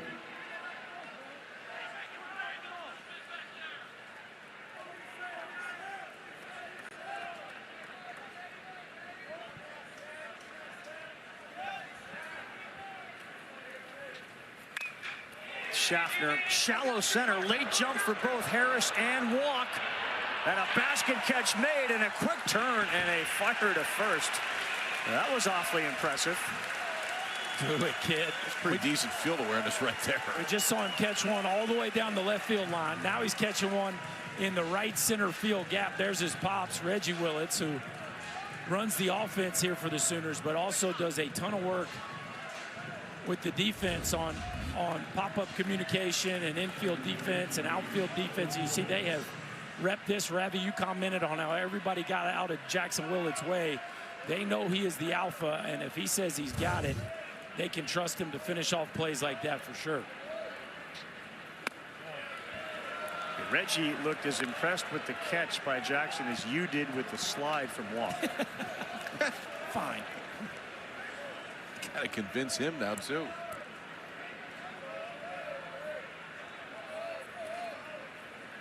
Two down here in the 4th for Hull. On the ground to second, and Berkey. They did. They got rid of 1 and 2 who had gotten 3 hits prior. Hull grounds out 7-3. Coach Forbes in an unfamiliar position here in Omaha. Down. We'll talk with him when we come back. You does on the base paths. I tell you what, that's on us, obviously. You know, we can't let them delay, and we can't let them get that type of lead. We know we're better than that, but we'll just move on and try to be a little bit better and communicate a little bit better. But they're hot, and they're a challenge in all areas right now. You bring in McDuffie. With the way the score is right now, how do you manage him and the rest of the pen? Yeah, like I believe in our team. It's only the 5th inning. We're going to keep playing. We talk about, you know, have a short memory, and that 4 spot, we can't do anything about it. All we can do is remain positive and play the next pitch. Thank you, Coach. Thank you. Guys. KB, thank you very much. Forbes talked about 2006 when Carolina was here. He was an assistant coach on Coach Fox's team. And he remembers being at breakfast, and he just looked at his food and said, I can't eat anything. He was so nervous. But today he confirmed he pounded his breakfast out. And said he slept like a baby. Yeah. Slept like a baby and housed his, I believe it was a peanut butter something and a shake. And very comfortable, very relaxed. Less so now, down by 4 as we start the 5th inning. Willits hits another one hard, man. They are barreling it up, and that one's going to chase all the way to the wall. Willits will go to second and stop there. His 18th double of the season and his first today. That'll make baby and mom very happy. They've been all over McDuffie's slider. He keeps spinning this thing in the middle of the plate to left-handers. He's going to have problems. We usually see him go to the changeup to lefties, but this is a few breaking balls. One to Camden Johnson and now to Jackson Willits. And pitch recognition as he separates, and then a really clean move to back of that baseball. And the ball flight from the Sooners today has been impressive. It has been a laser show all over the ballpark. And now Gamble. And that is in there for a strike. Yeah, the idea that they played Wednesday and had Thursday and Friday off, how would that impact their hot bats? Clearly, it has had no impact. 7 runs on 9 hits.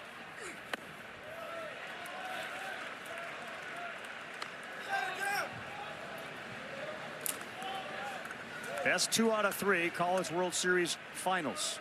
But the team that wins game 1 has had a significant advantage, winning 14 of the last 22. That's a good change up there, and Gamble was out in front of it. Yeah, and he's going to need that one too. I mean, it's for McDuffie. Berkey talked about a changeup. He really doesn't throw it to righties, but against lefties, it's very important and very slider heavy to righties.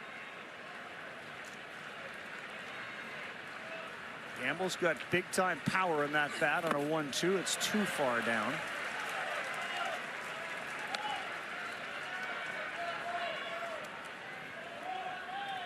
His goal is to get Willits to third base.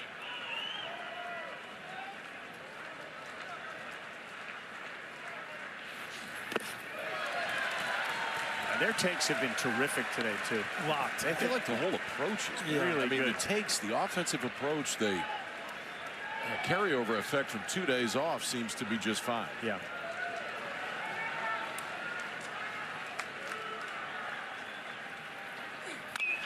Three-two, slow roller. McDuffie's got one play, and he does get Willits to third base with one out.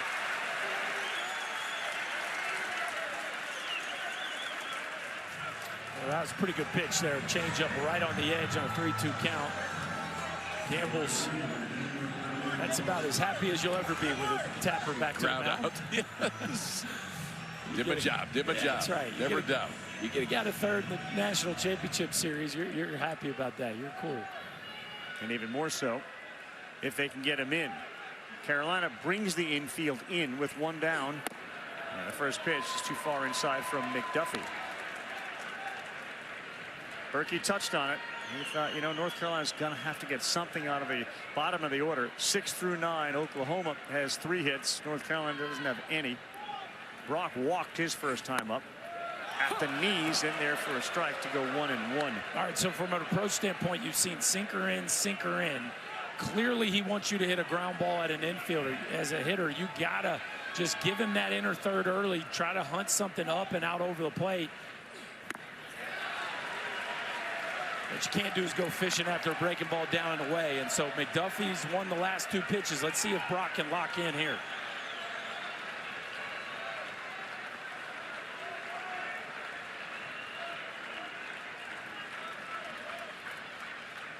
He's been great in this situation. I mean, great. So you have the stat, runner on third, less than 2 out. And Brendan Brock is a .652 hitter. That doesn't count sac flies. .652. 2-2. Oh, he chased and he's gone. Good job by McDuffie. He got him fishing. They throw to first, and there's no advancement down there from Willits in third. Well, he stayed with it, too. Stayed with the slider. I mean, it was 2 fastballs in early that looked like early in the count. He was fine with giving up a ground ball. Then you get into a plus count, you get a chance to potentially strike a guy out. And that's when McDuffie goes to really what his comfort zone is against righties. Hammer that slider back to back right there, and Brock couldn't hold up on the last one.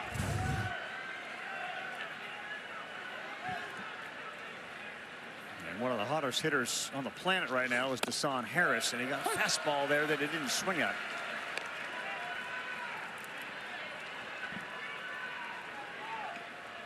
He carried a .362 batting average into the series, and we've seen multiple homers, and today kind of a seeing eye double and then a hard one down the right field line.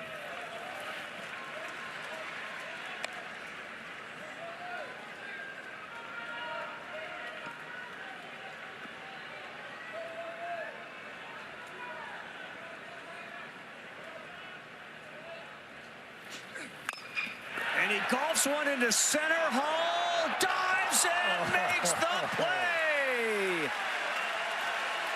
A run saver from the O-zone in the no-fly zone. We talk about the offensive Owen Hall so much, but this is a really important defensive play for North Carolina. Already down 4. This ball lands. And OU's only going to add to that lead, but change up down, driven to center by.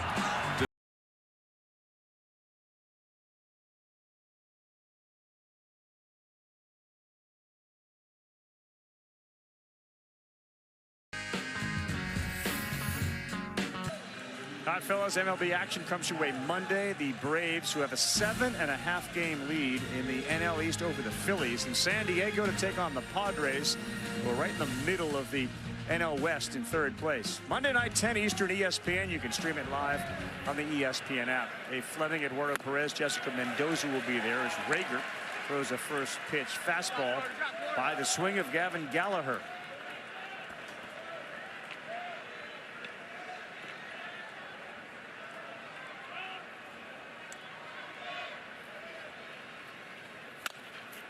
It's really interesting. If you just said, which of the two pitchers would it make the most sense, could give up a crooked number early and then settle into the middle of this ball game, you would have guessed the veteran, DeCaro. I think you would think just because of experience. Yeah.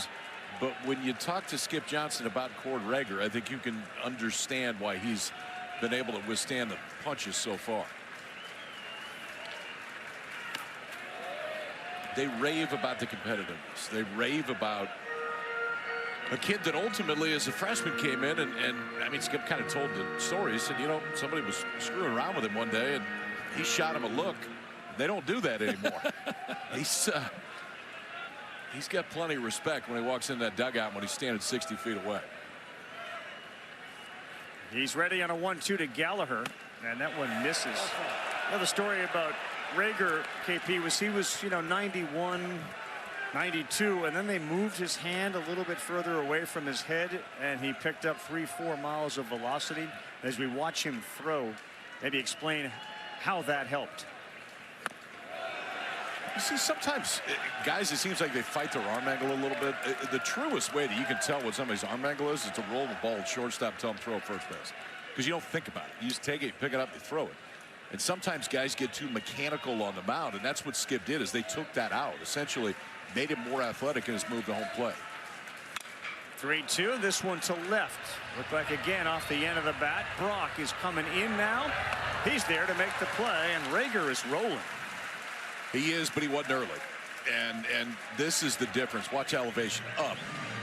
And it was a very advanced approach, too, from Carolina in the first inning offensively. But they were getting pitches they could handle. Now they're swinging at pitches they cannot handle. Break a balls down, elevate the fastball when you need to. Ultimately, Rager has found it.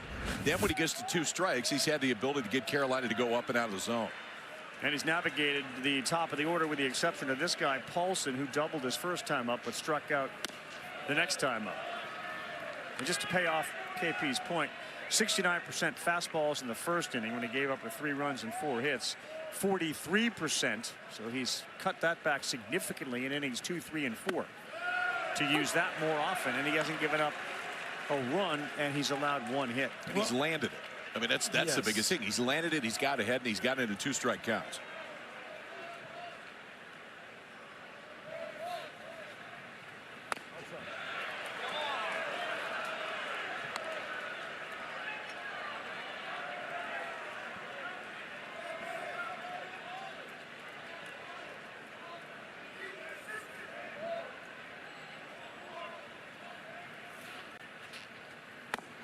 Yeah, that's always going to be a strike with Malika behind the plate. It has been all game. And Rager has punched in, and when he has, he's given them 6 innings of work very consistently. Trying to do it here again as he's got 1 out in the 5th. This ball is elevated on the infield. Only 1 guy over there. And right near third base, the catch is made by Camden Johnson. 2 down. You know, Rager gives me a lot of Madison Bumgarner vibes. Like, KP, you told the story of, like, Skip Johnson saying he just has to give you a look and you kind of know not to mess with him.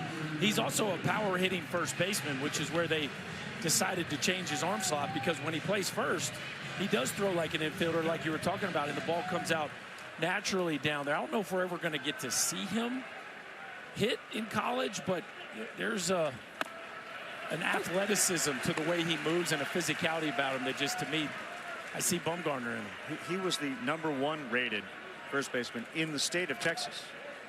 Now on the mound and dominating in Omaha. 1 ball, 1 strike. Skip said he went home at Christmas and called him afterwards and said, I think I'm going to take a semester off from hitting. Hit all fall. And then said, nah, let's just focus on this. But It wouldn't shock me if we see him swinging the bat the next couple of years. That one got him. That's the only way they've been able to get on here. I mean, there's been no hit since the second inning. There was a walk, and that's the second hit batter.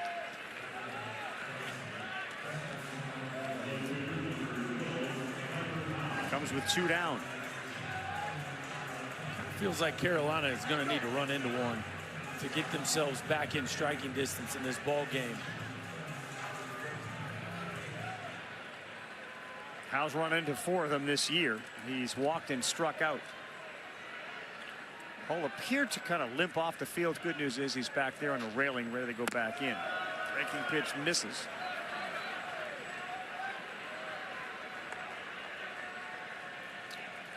Skip Johnson's coming out here. His background, of course, is in pitching, a renowned pitching coach. The minute that the misses get bigger, and the misses have been a little bit bigger in this inning, that's usually when you can tell that guys are getting a little bit tired out there. For Cord Rager, the most pitches he had thrown in a game up to this point was 93. So he's now beyond anything that he's done in college, probably anything that he's done in his career.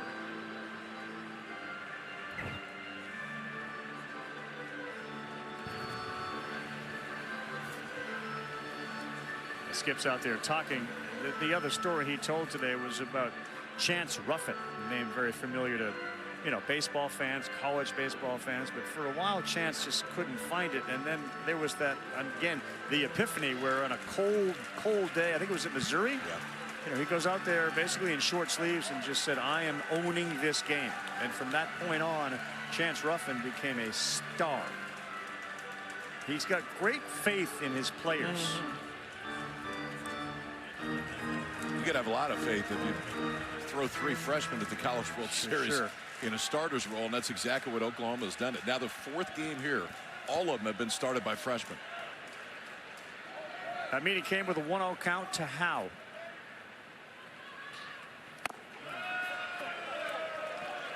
That one didn't miss the strike zone by much, but as you guys talked about earlier, old school, that ball pops out of LeChance's glove. We've seen that a few times. These catchers working low to high, working so hard to catch that one on the way up that every once in a while it'll clip an edge and pop out. 2-0 right there at the bottom, 2-1. Here is the Rager family. They've been extremely excited by what they've seen with their son's development. Robin and Chad sitting here on a 2-1. That ball is elevated center field. Walk is there. He covers it cleanly. They get through the inning. Mom and Dad on their feet. Rager gets through 5. Sooners got a 7-3 lead. The bats have been buzzing, but the chemistry has been phenomenal. And Dayton LeChance has bounced his way to 2 bombs. Branch has delivered when he had to.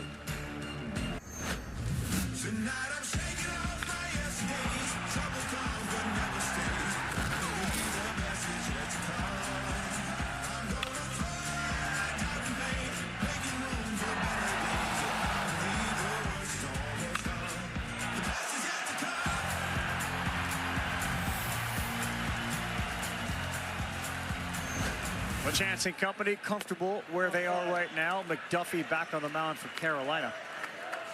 And it looked as if Rager's night was over. He was getting all sorts of congratulations and hugs.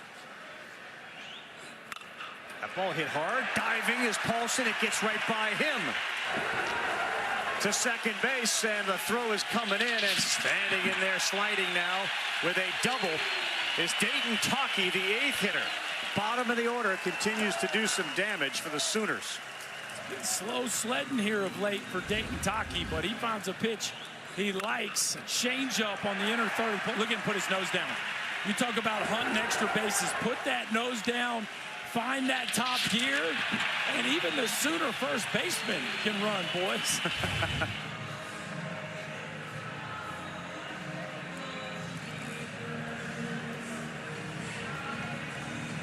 2 homers and the 4 doubles give him 6. And the brain trust over there, Brian Gaines and Scott Forbes wondering this team is so hot. Is there a way to slow him down? There's a bunt that's put down by Branch. McDuffie's throw is on the mark, but they move the runner to third, trying to tack on.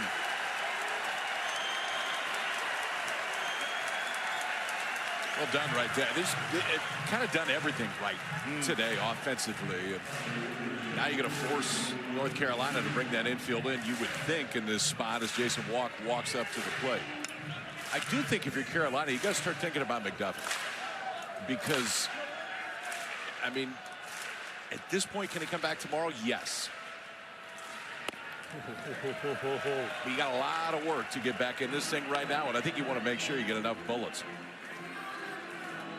So the 2 homers, the 4 doubles, total of 10 hits. They've stolen 3 bases, which has caused all sorts of problems. They get Carolina now on the infield grass, and this one is chopped up the middle. A seeing eye RBI single for Walk. The 8th run for the Sooners.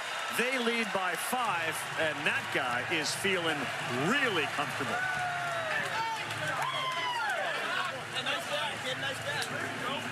It's just the holes. I mean, the offense just presents everything you would want to see 1 through 9. The ability to get on base, force the envelope, take an extra base, then play the inside game, and then pay it off, KP. Well, now he's going to run at some point. And he did the last time. The single, stolen base, scored a run. And to your point, it is a 1 through 9 effort.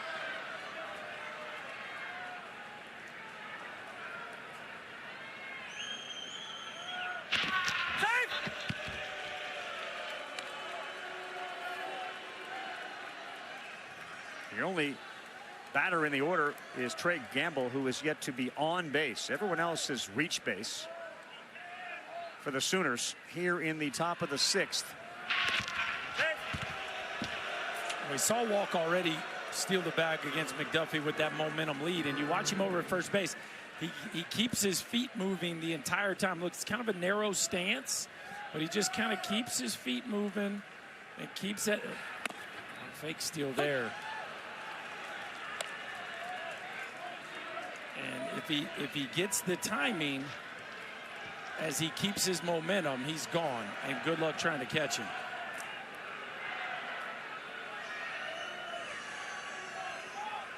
Duffy looking for one of those sinker ball, slider, ground ball, double plays if he can get one. That's a little bit elevated, but in there to go 0-2.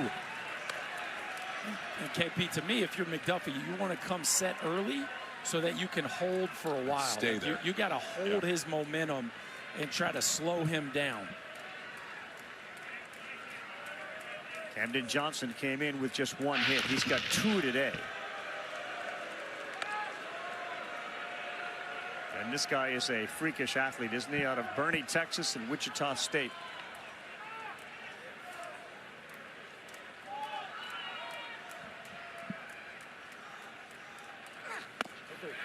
Yeah, on the corner, great pitch there from McDuffie. So rather than the double play, he gets the punch out of Camden Johnson. With that, we take a look at tonight's Capital One rewarding performance. Yeah, I'd say this is a rewarding performance. First, he gets a changeup and rides it out to right center field. Then one of the more ridiculous swings I've seen all season long. Goes top shelf to cover a heater on an 0-2 count. No doubter in the seats over the bullpen. The backstop for the Sooners is having himself quite a day. And kind of a good 32 games. I mean, it is just crazy. How does that happen? Half season, none. Next half of the season, 18. As a team, it's about, what, 35–40% of their homers have been hit, and Walk stays put. As you had all said at the top, for people who are just sort of tuning in or watching this Oklahoma team in Game 1 of the finals, they were not a home run hitting team. No. That's not what they did. They got on, they ran, they put the barrel on the baseball, and now all of a sudden they're getting souvenirs to fans all across the outfield. When the regular season ended, they were 14th in the SEC in home runs. 14. Now they've hit the second most in the NCAA tournament, and it's again, State and LaChance has been the hottest from a home run standpoint, but it's not just one guy. When you look in the tournament, they are running it out of the yard from top to bottom.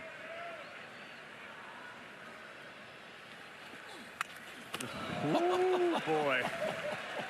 Are you feeling good, KP, when you do that? It's just old school. Like, he shouldn't even have batting gloves. It doesn't feel like he should have batting gloves. Just go grab the bat, stand there and get ready to go.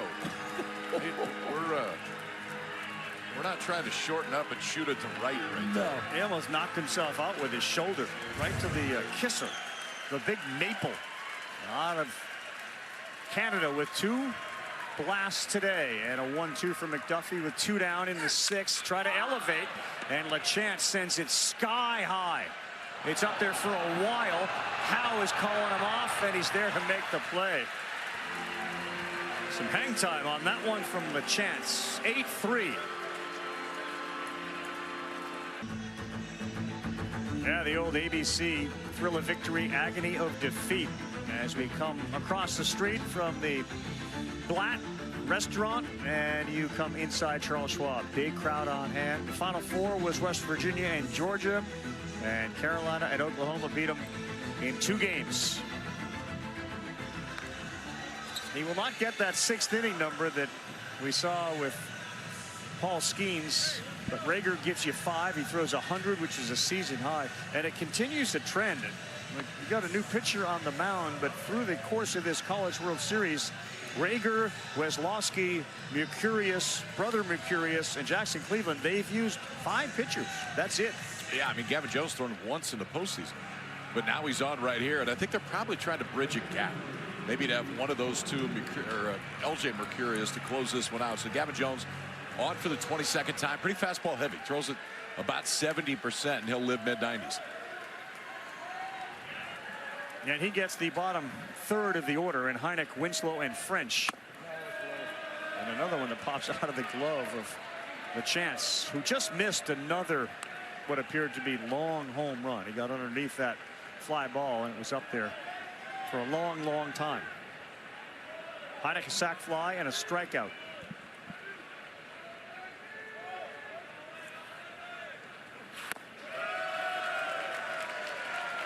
The mindset for Carolina is we got the big fella out, and it's go time now that we're down by 5 against an arm that hasn't been used.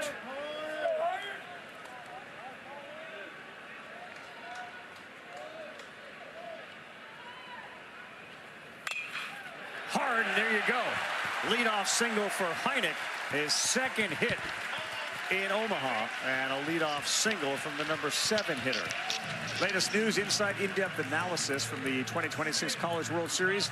Visit NCAA.com, your official online home for all NCAA championships.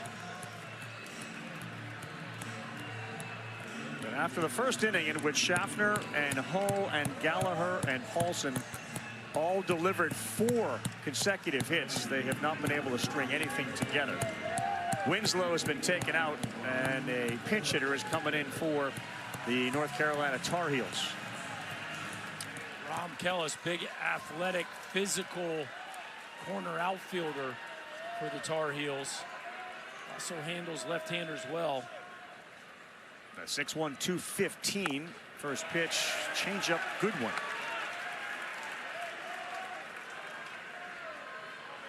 .455 batting average, 10-22, 10 for 22 against lefties.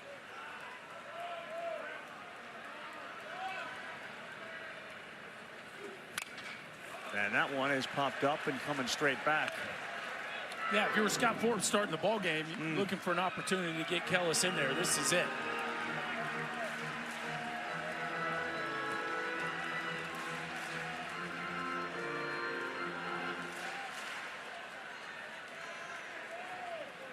Gavin Jones in for the first time as Rager replaced. Heineck takes the lead, and he does not chase up top.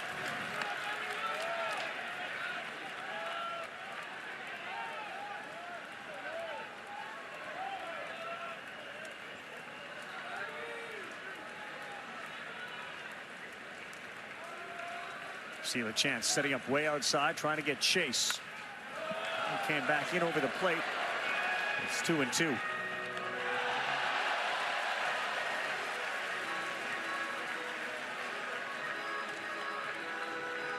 Jones on the mound was a standout at White Oak High School in East Texas, drafted by the Mets in round 18 of the 23 draft.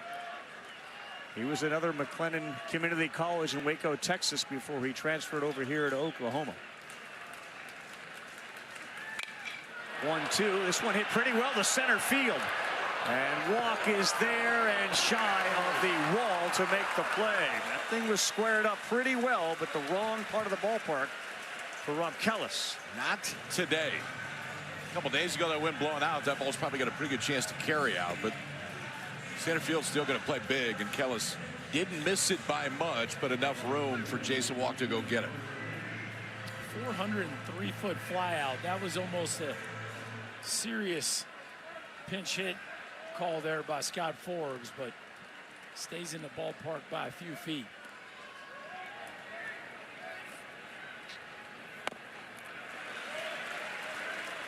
Settles in with a 95-mile-an-hour heater by Carter French. French was talking about his journey and all the things that he is doing both off and on the field, and maybe he's taking a gap year before he pursues. This one to right. It got in on him. Harris is there. And just like that, a couple of flyouts have the leadoff hitter still at first base and 2 down.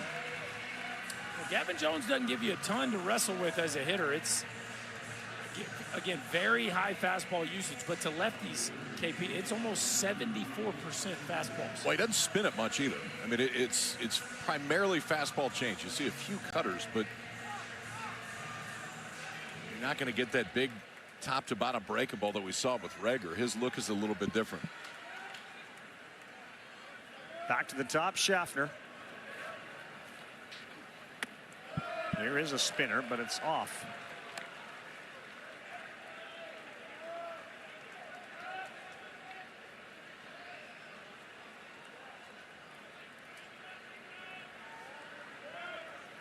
Just a 100-point difference between Schaffner against lefties than righties. That one is going to go the other way. That's going to be Schaffner's 3rd hit of the game. And just like that first inning, he sliced one the other way, and they got something cooking with 2 down. This guy's a really good player, man. He's a really good player. Hits at the top of that lineup. Can move. He's got 26 bags, but he has been very comfortable left on left today. Single in the first, single in the second. That was 3rd single of the game here in the 6th. This is the guy that is delivered for them when they needed it. Owen Hull. It's 3 in the lineup, single, 2 RBI, 50 hits with runners in scoring position. Nobody better in all of Division I. And just a phenomenal hitter against lefties, over 400. Breaking pitch misses. It's a big chance here for Carolina. It's been very quiet since inning number 1. 4 zeros have followed. If you're going to make a 5-run comeback, this kind of feels like a must-seize opportunity. Ooh, boy, you hear him groan after that. But that's what it looks like to sell out for a heater. You got a guy throwing 74% fastballs. He missed with a first pitch breaking ball. Okay, yeah, I'm going to take a chance. To do it. That's right.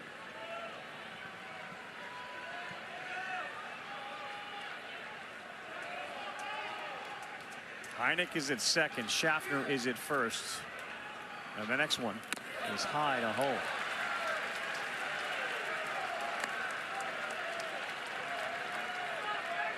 Feels like he's going to get one here.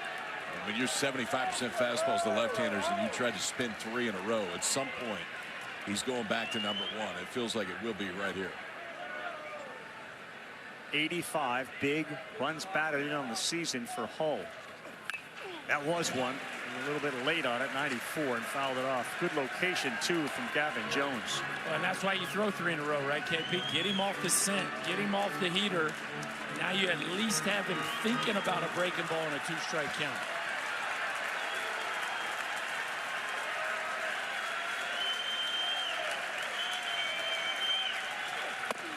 Called strike 3, paint at the knees, and Hull retired to strand 2.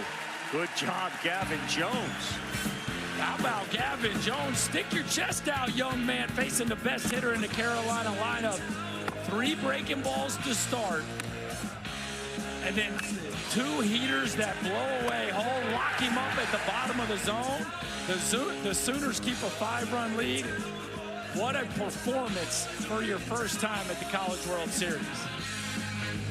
Moment that involved fried chicken. So this is the story. After they lose in Hoover, the SEC tournament, they go back, and Skip Johnson wants to get back to his junior college days. We're going to go 2-a-days in fried chicken. The idea behind this was that we wanted to really get our guys to feel what a tough workout was, and then together come and break bread, get to know each other, put your cell phone away, and then at the end of breaking bread, they wrote down on a piece of paper all your negative thoughts. I want all of them out, put them down on a piece of paper. They put it in a box, and they buried it, and since then have just been red hot.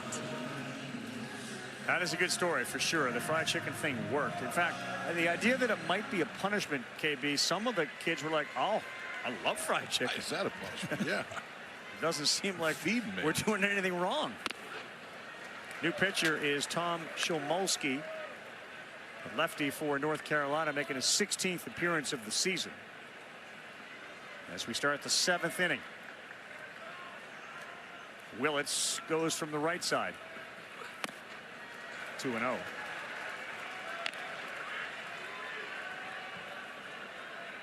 Shomolsky, the left-handed senior, on there right now, and I think it makes sense to get McDuffie out because you want to make sure that potentially you can come back tomorrow if you need him.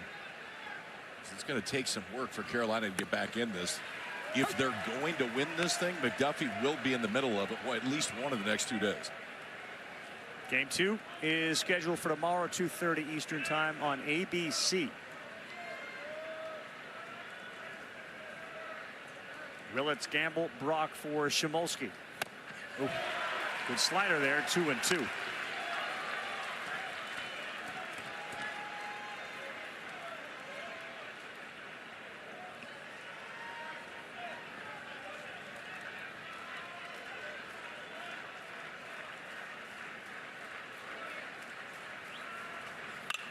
Tried again, and that one was up there, and it was delivered into left field by Willits.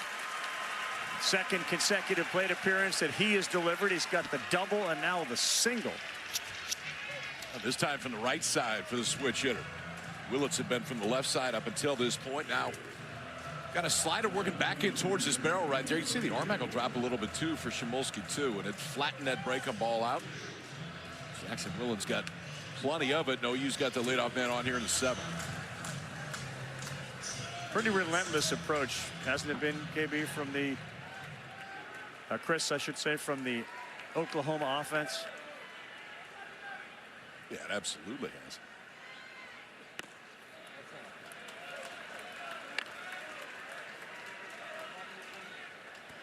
Records are falling today. Gutierrez is now tied with Willits, who's got 9 hits here in 4 games. And obviously plenty more of this one and another one. And a third if necessary. Jam shot up this way, right next to us. Ooh, a chance there.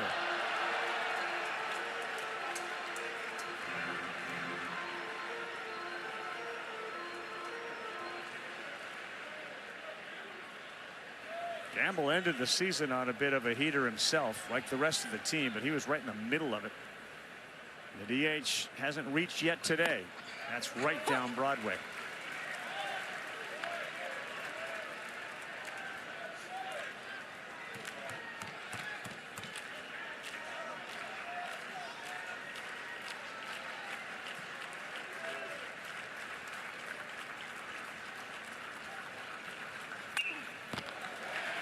He does change that arm angle a little bit when he throws the breaking ball.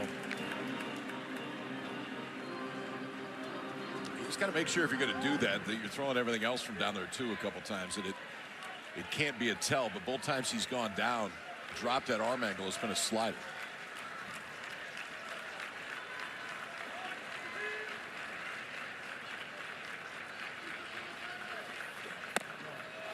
That one sails a little bit high.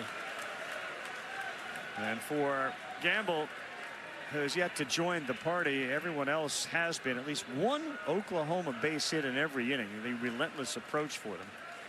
Carolina entered with only 8 games this year in which they've given up 8 or more runs.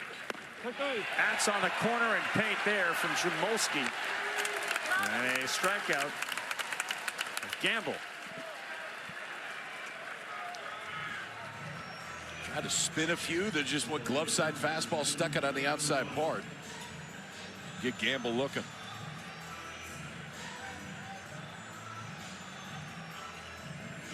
People watch the College World Series, and they, of course, one of the thoughts is, so who am I going to see at the next level? Who are the major league players that are on the field here today? Most believe the guy at the plate is going to be one of them, being Brendan Brock. The left fielder, LaChance, is another one on the Oklahoma Sooners, and there's a handful of guys who certainly have that potential. Well, Oklahoma's got a really interesting roster because they have so many guys that can run, and we know how that's valued in the sport today. Defensive versatility, and you take into account a Jackson Willits who can play up the middle of the field, switch hit. There's definitely some guys on this roster that you're going to see play in the big leagues one day. Bottom of the zone, 1-2. And Brock, the fact that he can catch and then really play the outfield, that's not a skill set that comes around all that often. And can fly.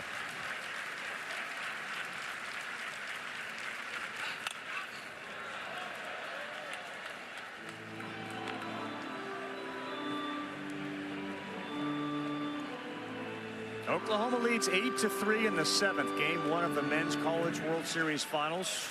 First one to win 2 games takes home the trophy.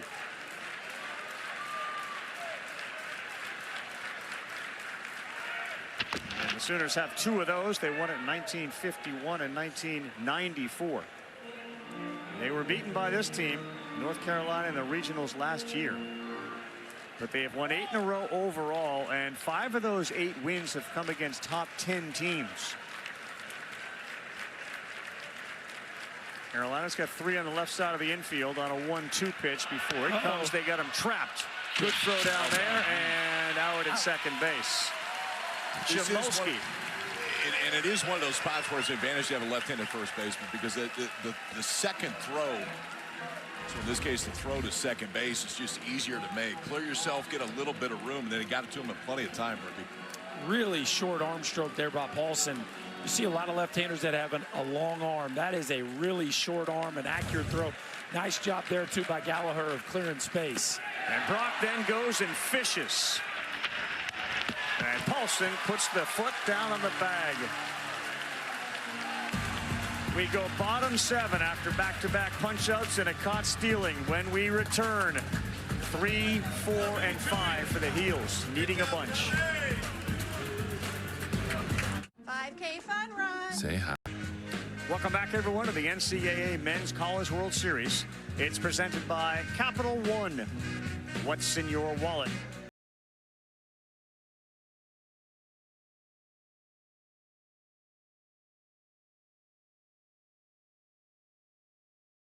In game 1 of this College World Series finals. 14 extra base hits in the last 2 games. And one of our great researchers, Lee Singer, reminds us Oklahoma's offense has been historically good in Omaha. 10 homers, the most by any team through 4 games since we moved to Charles Schwab Field. Those 22 extra base hits we showed you tied second most through 4 games in its history, most in this park. 32 runs, the most through 4 games since the move to Charles Schwab. They're just dominating. And Jones gets Gallagher 0-1. That's off.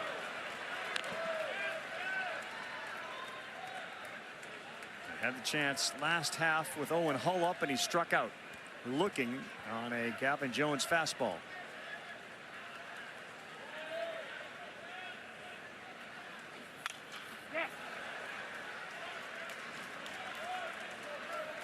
It is a unique look as a hitter when you know a guy throws this many fastballs. Sometimes you end up swinging at some pitches that you wouldn't on a guy that's more 50-50 just because you are so amped up for it on every count. That's not a pitch that Gallagher often offers that, but Jones gets him to go outside the zone.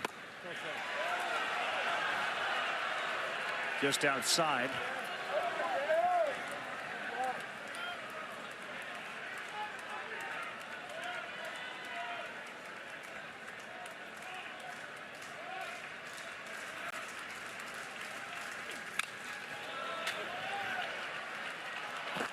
Gallagher, who is, you talk about alphas with Hull. Gallagher is certainly another one of those. Not a big nickname guy. They used to bond, going to see different movies, and Gallagher was one of the guys in charge of choosing the movie to watch. Swing and a miss, and he's gone. Gavin Jones steps in and getting the job done against the middle of the order. I've been pretty fastball heavy this at bat too, and then spun a good one in there. Watch back foot slider right here. Good depth on the back end of it. So after sitting mid-90s and really away, then he comes and surprises in with the slider, gets Gallagher to swing right over the top. Here's Eric Paulson, doubled his first time up when things were going really well for Carolina in the first. Just down. I mean, just a reminder that Mr. Jones hasn't pitched this month. Not that that would be a concern to Skip Johnson Doesn't at all. appear to be.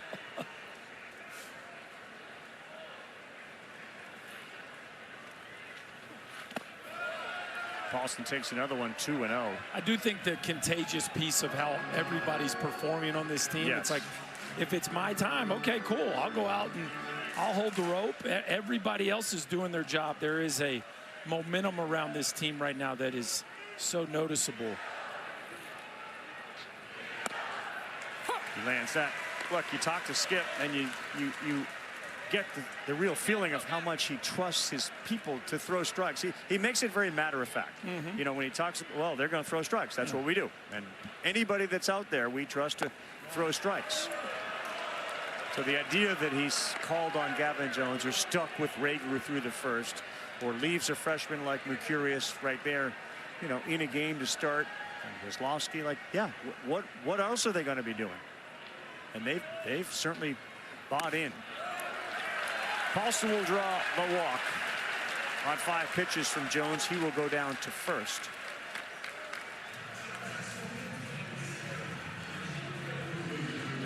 You would feel like in an ideal world, you get Jones to get through this inning, and then you go LJ Mercurius for the back two. You'd like to have him start a clean inning if you can, but I think one more base runner, you probably go to the right-hander right then. Nicholson's been on a couple of times, though not yet by a hit.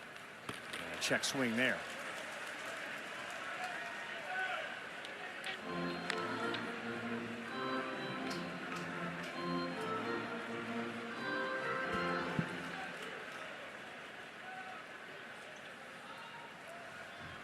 There is the Mercurius brother, LJ, who was a starter at the beginning of the year. I mean, the other part of the freshman pitching is that they weren't really starting pitching at the beginning. This one is a foul ball. And how often do you see, and I understand, having seen the sport for a while, people move around. I mean, positionally they move around, but the idea that you had like 3 different starting pitchers and then late in the year we flip. We're just going to go with these freshmen. That doesn't happen. Way late in the year. It doesn't happen very often. I mean, it's almost like we're keeping the secret in the box, and then we're going to spring it on the rest of the world. Yeah, you'll see it with a closer becomes a starter, and a starter saw that with Auburn this year, and Jackson Sanders. Like, it happens to a guy, right? Maybe 2, but yes, to totally rework your whole starting rotation. Of course, Rager was a Sunday guy, but they moved him first, and then put 2 freshmen in there. You're right, Rav. That is not normal order of business.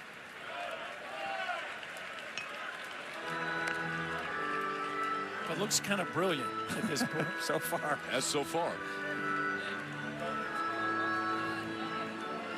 Skip talks about the selfless nature of the Sooners this season, and clearly when they're playing well and winning and driving guys in, but it's more about the bench players and how invested that they've all been. He doesn't swing there. The idea of we got a selfless group of guys in a world that is incredibly selfish was the quote that he used. Well, they got to have it if people are going to be comfortable with going freshman from a starting rotation standpoint like OU is now. Nicholson blown away. 95 as Jones lives on the top floor. Well, he was on the bottom floor just before this, and so eye level changing all over the place. Went off speed just down and out of the zone. It was a good take by Nicholson. This time elevated 95, and he can't hold up.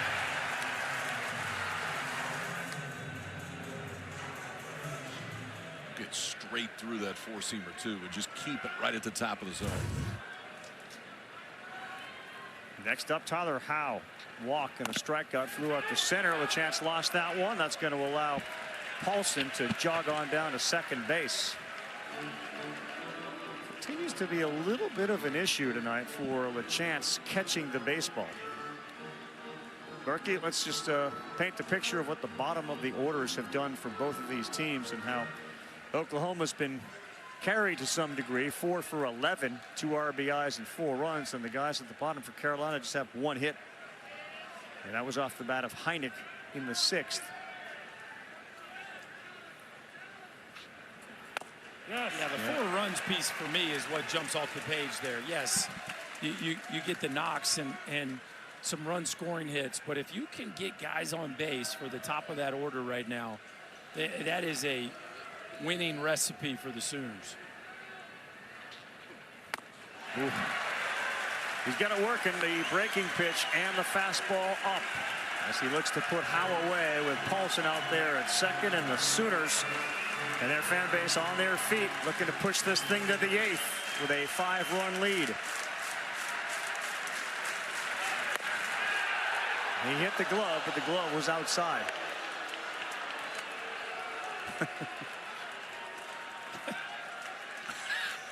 Can't believe it. Look at I can see everything. My eyes are just huge. What did he shake? The fastball or the slider? That ball hung up there to center field. It feels like every inning ends with Walk making a catch in center field. He does it again. 8-3 as we head to the 8th here in Omaha. June for baseball fans, college baseball fans, and the 79th edition of this College World Series here in Omaha, Nebraska. You start with 8, 5 of them out of the SEC, and we're down to our final 2. Carolina looking to win its first ever championship against the Sooners, looking for their 3rd, and their last one was way back in 1994. Kyle Peterson, Chris Burke, Chris Budden, Carl Rabbit, Scott Klein is our rules analyst as Deshaun Harris steps in with a couple of doubles. He has scored a run. He hits 7 in the order, and that one misses. They want to stay elevated to Mr. Harris. Everything down in his zone seems to go the other way pretty quickly right now. He's got the driving iron out. And there, right there is 1 and 2. And it did feel like Walk makes the final out of every half inning. He's done it 3 times in 7 innings. The ball just goes out there, he catches it, and they come back in and hit.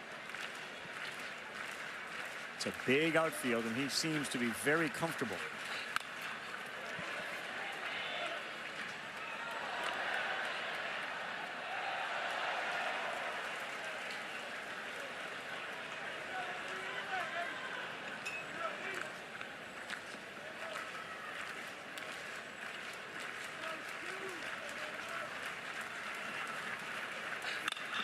Harris hits it hard. That's underneath the glove of Gallagher.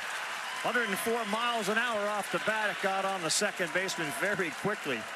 And have yourself a day. Deshaun Harris, 3 for 4. Yeah, we talk about exit velocity a lot in this sport, and most people tend to equate it with the distance a ball travels, but it matters just as much. You see Gallagher hopping the opposite direction, expecting a fastball away. He is ticked because there is nothing more frustrating as an infielder to go the opposite direction as when a ball is hit to the side you're moving away from, and he knows he cost his team a base runner right there.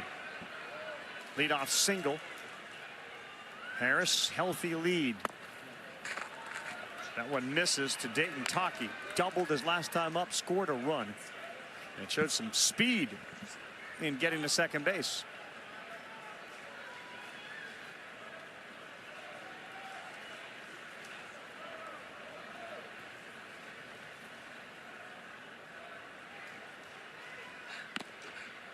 So one thing you'll see a lot of infielders do, they'll look at pitch location or hear pitch location, then they'll move towards where they think the ball's going to be hit.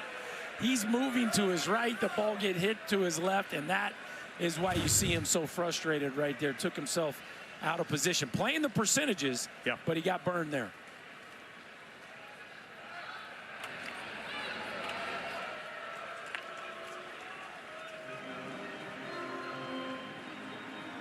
He'd only been caught once, which is why even as a left-handed pitcher, Shimolsky's concerned. They've also stolen a couple of bases today, which have led to runs. Oh, a good bunt, and first base unoccupied for a second. Getting over there to cover was Gallagher. We got the left-handed pitcher Shimolsky off to the third base side, and they ended up playing it very well. But down to second base goes Harris. Yeah, they're shaded to the pull side anyway, but a good job by Gallagher, because if he doesn't get there, I don't know if anybody gets there right now. You got the left-hander who's falling off to the third base side after release, and Gallagher there plenty of time. Paulson could just turn around and flip it to him. Taki does his job, moves that base runner up. Now so many different ways for Deshaun Harris to score. Here's Branch, who had a big single his first hit, which did drive in a couple. You mentioned, like, almost sort of dismissively, like, yeah, Taki sacrifice. That's the first one this year. Like, you talk about all the systems go right now for Oklahoma. The 8-hole hitter Taki, who's got pretty good power, lays down a sac bunt. Well, I think it shows you, too, that they're feeling pretty confident in how Kyle Branch is swinging the bat here in this game. And even though he only has one hit at the College World Series, he's hit 2 rockets in this ball game, and they're trying to set him up for a chance to add to this lead.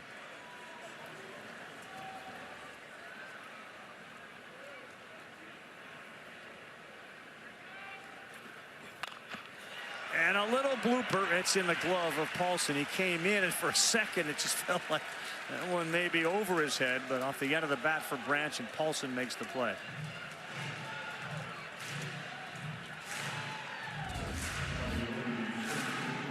Straight cue ball right here. Branch does not know where it went. Bad feeling, and you're out. Well, now he knows. Really bad feeling.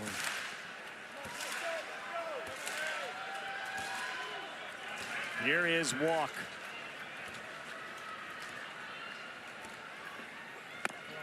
A little high.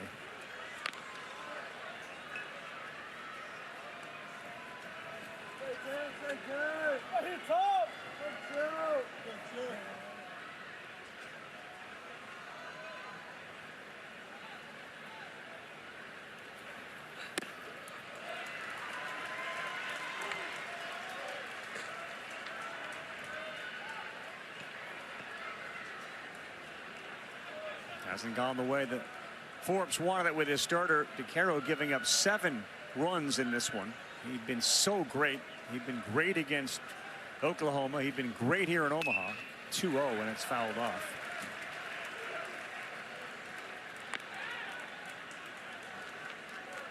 Yeah, ran into a buzzsaw today, no doubt about it. But it sure did look like that in the first inning. I mean, for North Carolina, the first 4 guys of the ball game get hits. The first 3 guys of the game score a run. They just haven't been able to do anything offensively since. Walk, a terrific College World Series. 5 for 11 with 2 more hits today. He's made a number of highlight catches in center field. He has been inspired by Kobe Bryant, the Mamba mentality. Models his game after his, he said, and the other part, which of course Kobe echoed, the job is never finished. He is swinging and missing at that one. And the job is closer to being finished if they can get a win today and move within 1 win of a College World Series championship. Game 2 tomorrow on ABC at 2:30 Eastern time, and that other number 14 of the last 22 champions took a 1-0 lead in the World Series. 3-2, popped it up. Gallagher is out, and he's there to make the play to end the inning. Bottom 8 coming up. Crowd here wondering, will there be a comeback for the Heels, or are we staying with OU up? Well, Florida State, the great 11, Martin 24 appearances. They couldn't win a title. Carolina, if they lose this World Series, will move into second place all time. The Razorbacks came close a number of times, and Clemson on that list as well.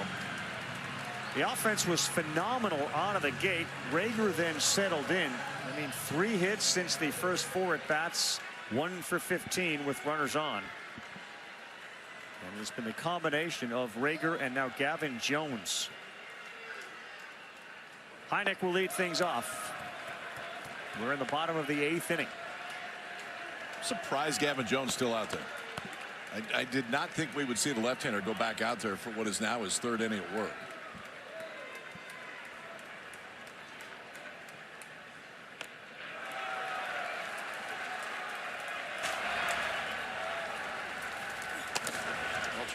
Mercurius still throwing. Nate Smithberg, the lefty, has now joined him. I would think it's Mercurius's ball game. The lefty want to try to match up left on left at some point. Skip Johnson out, and he points down there right away. Well, you mentioned it. When the misses get big, certainly Skip Johnson pays attention to it. That one sailed to the backstop on the 40th pitch of the game from Gavin Jones.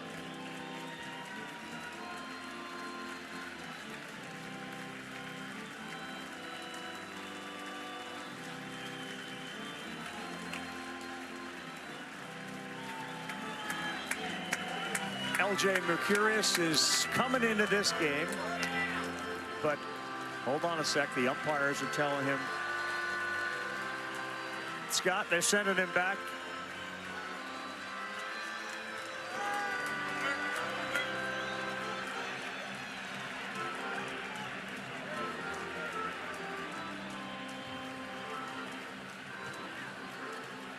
Hey, Scott, can you hear me?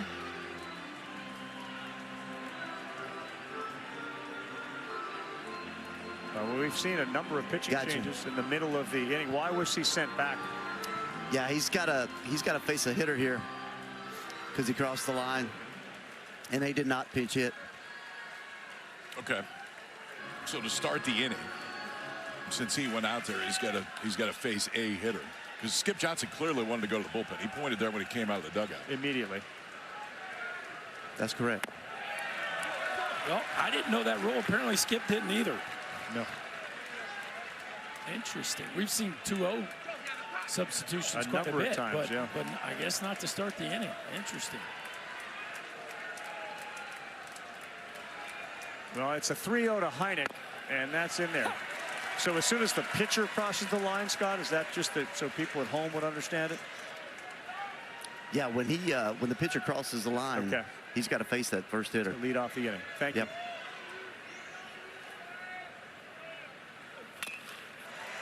Good battle here from Jones, who already knows he's most likely coming out here. And after a 3-0, he's battled back against Heineck to try to get the out. Yeah, that's when you know you can probably empty the tank right now. Skip's already pointed down the bullpen, and they said, no, not quite yet. All right, well, let's see what you got, Lefty. Oh, boy, a changeup to get him. All right, now what does Skip do? We got a changeup for a strikeout. 3-2. I mean, he came back pumping 95. Okay, now, Skip, where are we going now? I mean, you can, but that was a pretty good 3-2 changeup right there. Maybe we want to see a little bit more. No, he's moving. There he goes. Now he can do it. Pretty impressive for Gavin Jones. 3-zip, you're out of the game, son. Yes, it was. And he got a big smile on his face. The pitching for Oklahoma has been solid throughout the course of this College World Series, and there is a team on the mound feeling real good about themselves. We will take a break. LJ Mercurius comes out of the pen. 8-3, bottom 8, 1 down. Gavin Jones gets the job done. Exactly what Skip Johnson wanted. 2 1/3. He didn't give up any earned runs. He struck out 44 pitches. And again, became just the 6th pitcher used by Oklahoma. And now you go back to L.J. Mercurius, who has been on the mound. His ERA at the College World Series of .69. He's pitched in 2 games, 5 1/3, 4 hits, just 1 earned run, 2 walks, and 4 strikeouts. He's on 2 days rest right now. On Wednesday, pitched the game that OU beat Georgia, went 3 1/3 in that one, gave up just 1 run, walked 2, struck out 2 through 56 pitches. So in an ideal world, I think OU was looking at it as they would like him to finish the ball game, but ideally not have to get you 9 outs. Now, got to get 5 outs to close this thing out. He'll face the right-hander, Ron Kellis, who flew out to center field his first time up. Carolina down by 5. First pitch popped up. Went with a changeup, and it's out to left field, and Brock is there, and there is 2 down. Do you have a philosophy as an approach as a hitter when a new pitcher comes in? Will you swing at first pitch if it's good? Do you have a... Almost never if I hadn't seen him before. So if it was my first at bat off of a brand new guy, I was always wanting to see one. As we take a look at kind of the 2 parts of L.J. Mercurius' season, 12 games as a starter, 8 as a reliever, and he has saved his best for the postseason. But you look at the ERA and the whip, he has clearly been more effective coming in out of that bullpen. First pitch changeup got Kellis to swing and pop out. French just buried that one down. It's 0-2. And that's his best off speed. We saw him throw the bunch right on right to Georgia the other night. Today, got the first out when he came in on the changeup and throws it right there to get ahead 0-2.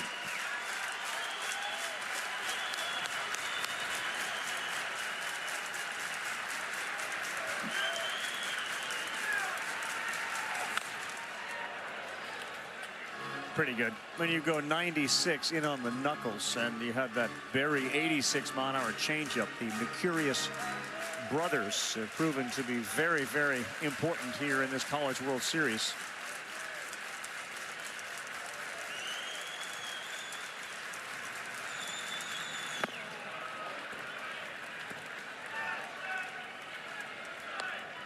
Mom and Dad, we talked to the boys.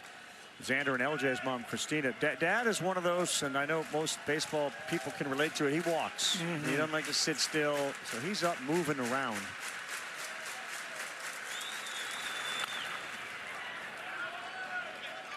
And that one is foul. I'd say that changeup fastball combo is pretty deadly, especially if he's going to bury that 96 glove side underneath the left-hander's hands. That is a tough combo. Definitely leaned on that changeup more in the tournament, about 10% more often.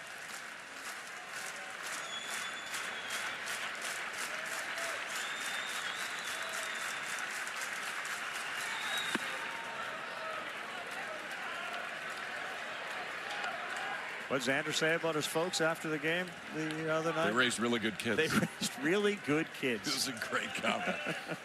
Got to give credit to my parents. They raised really good kids. You're right. Yep, right there. Change up, and that gets mom, Christina, very excited. Well, they raised the kids, got pretty good change up, yes, too. He does. L-Jet coming in, just kind of slowing the heartbeat down a bit. Everybody, Gavin Jones did great. The left-hander, then turn it over to this guy. Change up, down and away. His little brother's watching, too. We'll see Xander tomorrow. He gets to watch big brother LJ tonight. Mom's all fired up. She's seen them both put on a show. We go to the 9th. All Sooners in game 1 of the finals.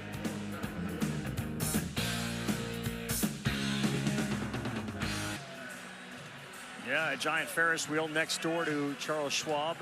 We don't have a roller coaster, and it has been a roller coaster ride for Oklahoma. They are certainly heading downhill with some good speed right now, looking for a College World Series title. Be their first since '94 as they try to take a 1-0 lead in this best 2 out of 3.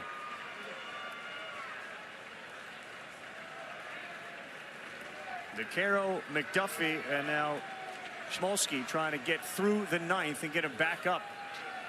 Down by 5. The first pitch is outside. Camden Johnson, third baseman with all sorts of speed, 29 stolen bases. Bernie, Texas was the team we got familiar with at the Little League World Series not too long ago, and that's where he is from.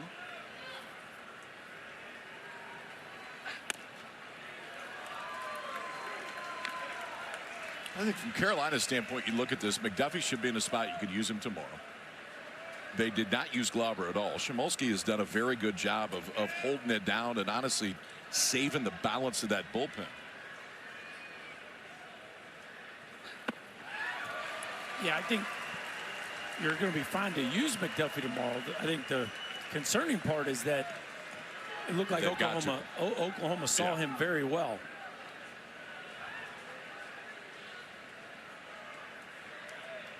There is Glauber, who's got a remarkable record when he appears in games. The team is 28-0.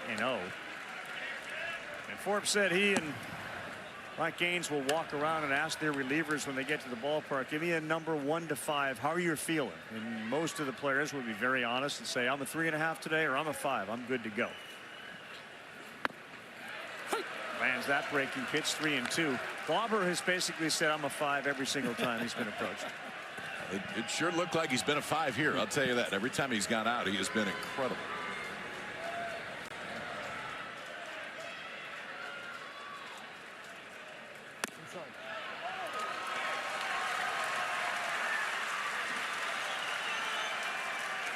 Too far inside. Shimolsky will walk the very speedy Camden Johnson. 29 stolen bases.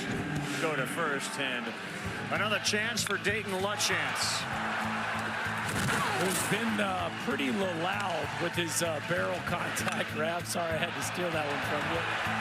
Backside gap, pull side over the bullpen. He's been doing it as well as anybody in the country since May 1st, and he stays red hot in this one as well. Forbes is coming out, and Shimolsky is coming out. Cameron Padgett is going to be the next pitcher. The senior out of Salisbury, North Carolina, is coming in. Another threat bruised because they got a speedy runner on and nobody out. The Big Maple is delivered in a big way and just missed a third home run. We began the telecast talking about this red-hot offense, and you can see it has been. The home runs, they were 116th as far as Division I. Since May 1st, they've moved into a top 6 position. The question was answered because they fell behind 3-2, and they weren't afraid. They kept knocking on the door, and a crooked number there in the 4th inning. Yeah, I just think we've seen how many layers there are to this offense. They can hit the ball at the ballpark. We've talked a bunch about that. But then they can play the inside game. They can go first to third. They can split the gaps. They've been hitting lefties, righties. KP right now, they're operating on all cylinders. Their offense is, but I want to go back to Cord Reagor because I mean, it looked like he may not get out of the first. Yeah. The way that the ball game started. First 3 guys of the game score for North Carolina. Then that was it. I mean, the freshman found it, held him, and obviously the bullpen has held this North Carolina offense in check sets. But it's not easy for a freshman to find it on this stage, especially if it's getting a little wiggly early. And it didn't look great early, but the kid found it. He was great. And to your point, you made it most of the day. The bottom of the order has really delivered. It is a long offense. Padgett throws the first one away to Lachance. Here are the numbers on the senior.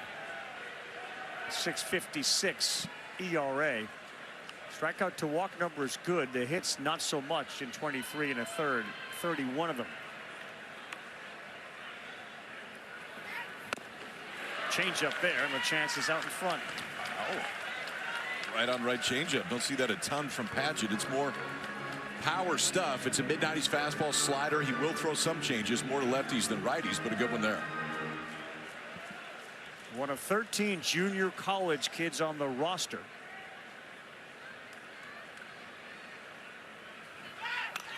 And swings and fouls it off his foot. He's got some foot issues. Think about it, 13 junior college kids on the roster. Gamble had a good answer to that question when he said, yeah, you know, you go to junior college and you're going to get bloody. The question is, do you like the taste of blood?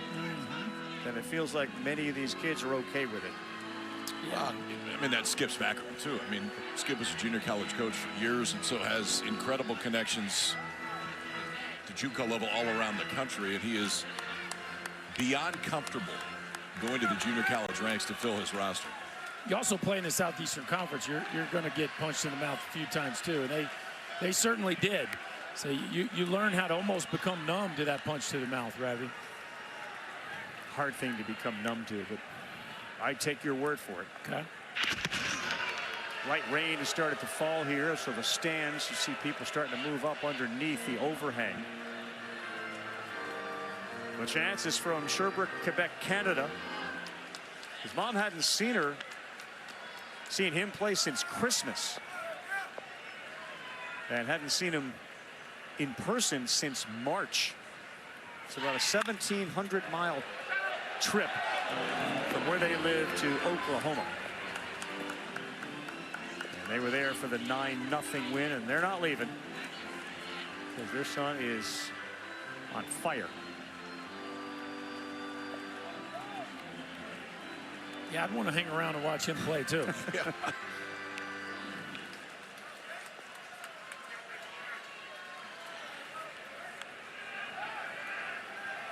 Camden Johnson leads off first.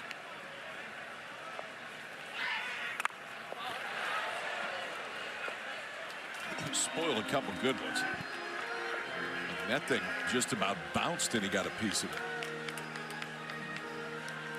If you're Skip Johnson, do you put the hit into a double play sign on right now? Just try to get out of here.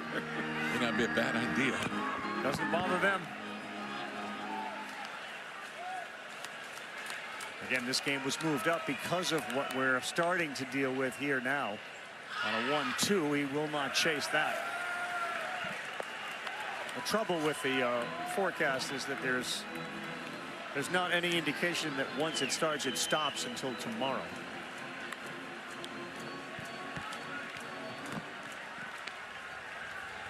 The side of the all-cast over on ESPNU today and tomorrow. And he golfs one where no one is. They had the shift on. Johnson flies around second. Camden Johnson to third. LaChance has decided, nope, I'm good, still hitting his third of the day. What an at-bat.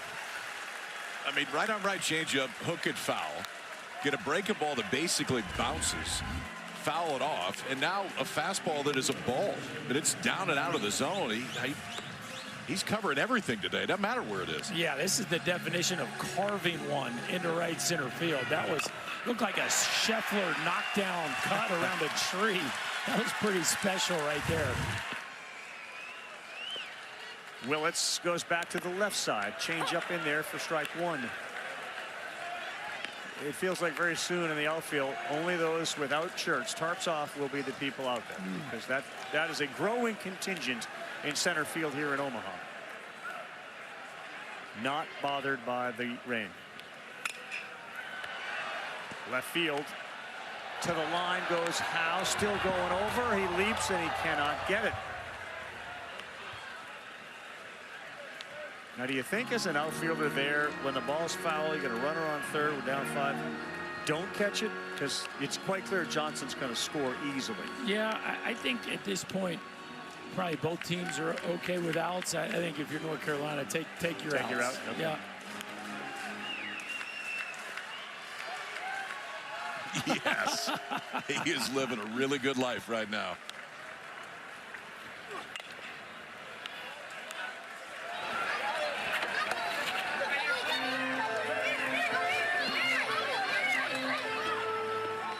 We are good. I think it's. Can I get one of those plastic things, by the way? He doesn't care.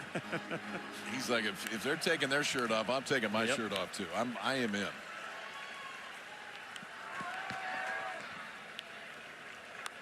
Paget fires again. That's high.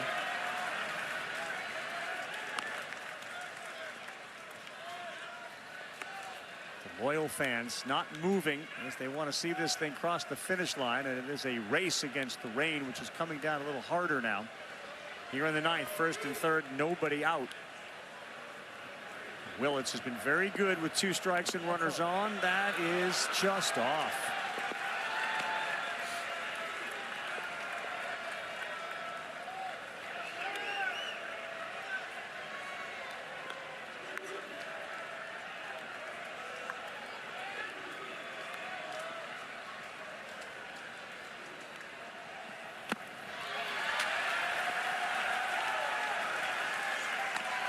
Willetts has worked this into a great at-bat, too. Was down in the count, has taken a few good ones. Breaking ball just off the plate, then spit on that changeup down.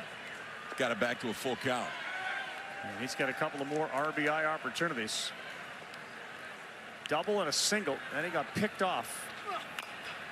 Fastball beaten into the ground. And that one bounces behind catcher.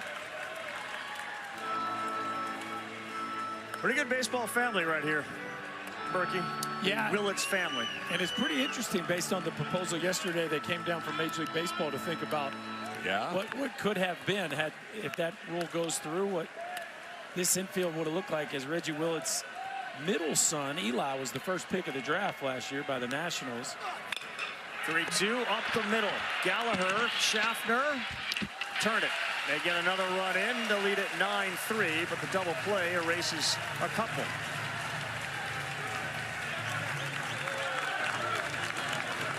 You can take that trade if you're Oklahoma. Just get you another one, 2 outs. That's fine. Add one more and extend that lead.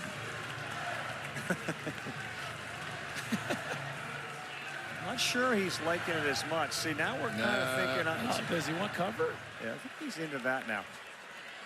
Little Cole, or he's looking at Mom like, what are you doing? Yeah, let me cook. Come on, I'm hot right now. Left field. Howe going back, track, Rain still makes the play. And that ends the inning, and we'll go to the bottom of the ninth with the Heels coming up for their last chance. Will LJ Mercurius close the door and give OU a 1-0 lead when we come back? This tournament, every corner kick goal. We're back here. It is the bottom of the ninth inning. Oklahoma scored 2, and then Carolina had an answer. But since then, all bagels on the board for North Carolina. They have not scored a run since the first. And you see, it is 9-3. 14 big hits for the red-hot Sooner offense. And if they can close this one out, you look ahead to Game 2 tomorrow at 2:30 Eastern Time on ABC. And yes, we've talked about McDuffie returning and Glauber being available, but Ryan Lynch will likely face Xander Mercurius in Game 2. Another good one. Lynch was fine in his first. Wasn't great, but was fine. Went 4 2/3, gave 2 up. The freshman Xander Mercurius was outstanding. Got his first career win at the College World Series. Pitched deep into that one, and he'll get another chance tomorrow. Fearless approach, too. Just attack, attack, attack for Xander Mercurius, whose brother's out there trying to get the save. And he will start with the top of the order, Schaffner, in the bottom of the ninth. First pitch lands for a strike.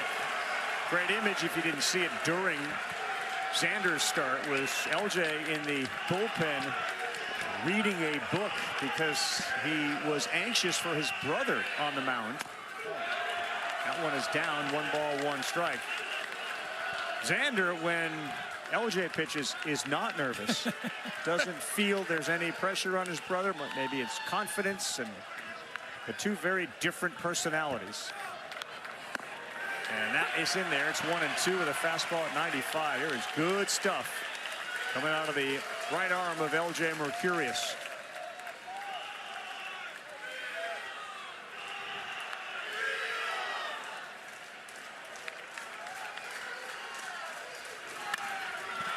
Another one to left field, towards the line, heading over. Oh, wow! A running catch by the speedy Brendan Brock into the wall. That's a catcher, too.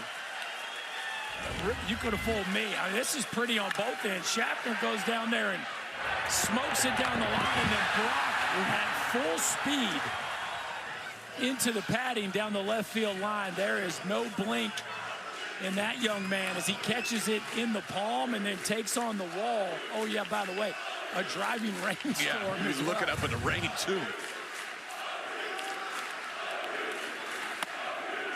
Mercurius' roll now and goal. Throw strikes. Get it through. 0-0, 1-0. It's a heck of a play, and probably better off standing up and making contact with the wall than sliding and doing some potential damage to the legs. Hull swings badly there. Has not been a great day for Hull. He started off with a double, but since then a couple of strikeouts and a ground out. Made one terrific play in center field, which actually caused him to limp back in. Disappearing ball there from LJ. That changeup is nasty right now, KP. He got the good one today.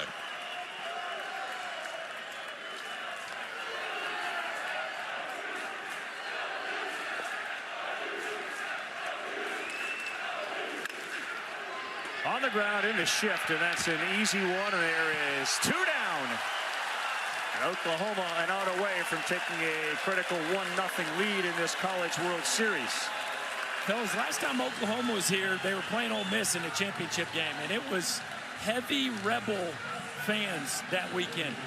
You're feeling the power of the Sooner crowd here as this game wraps up. There is a big contingent from Oklahoma here cheering their squad on.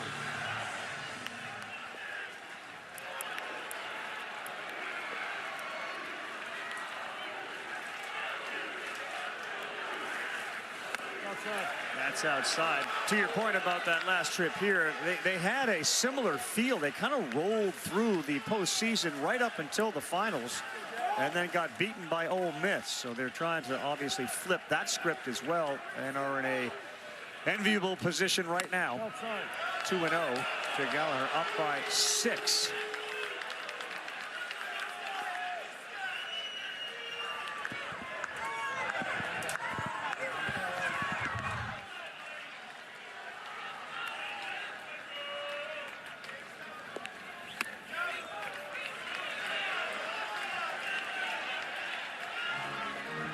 Count goes to 3-0. Where do all the guys out there and kids with their shirts off go after the game? Like when the game ends, what happens? Do they keep them off? Do they? Is there another meeting spot? I don't know that there's another meeting spot. I would think at some point they'd probably throw them back on. Sort of meeting spot. They're all gathered out there and they're all soaking wet. Like it's just the game ends and we just shut it down, put them back on. Not him.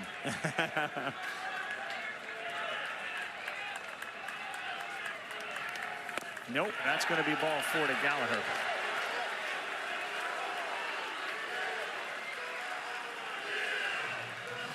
So the party will continue in center field.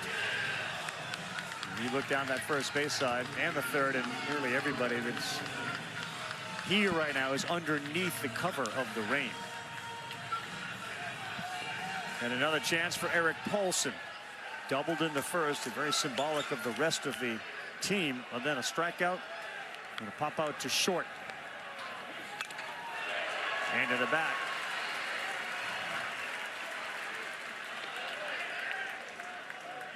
Mom here says he feels the presence of his father every day, let alone every game he plays.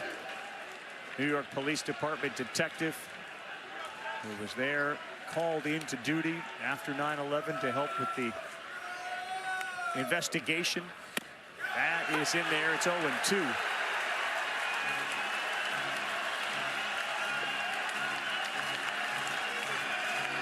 By July 4th, this would have been an opportunity. And he left us too soon. Here we go with an 0-2 from LJ. He's gone. That's it. And the Sooners behind LaChance's 2 bombs move 1 win away from a championship.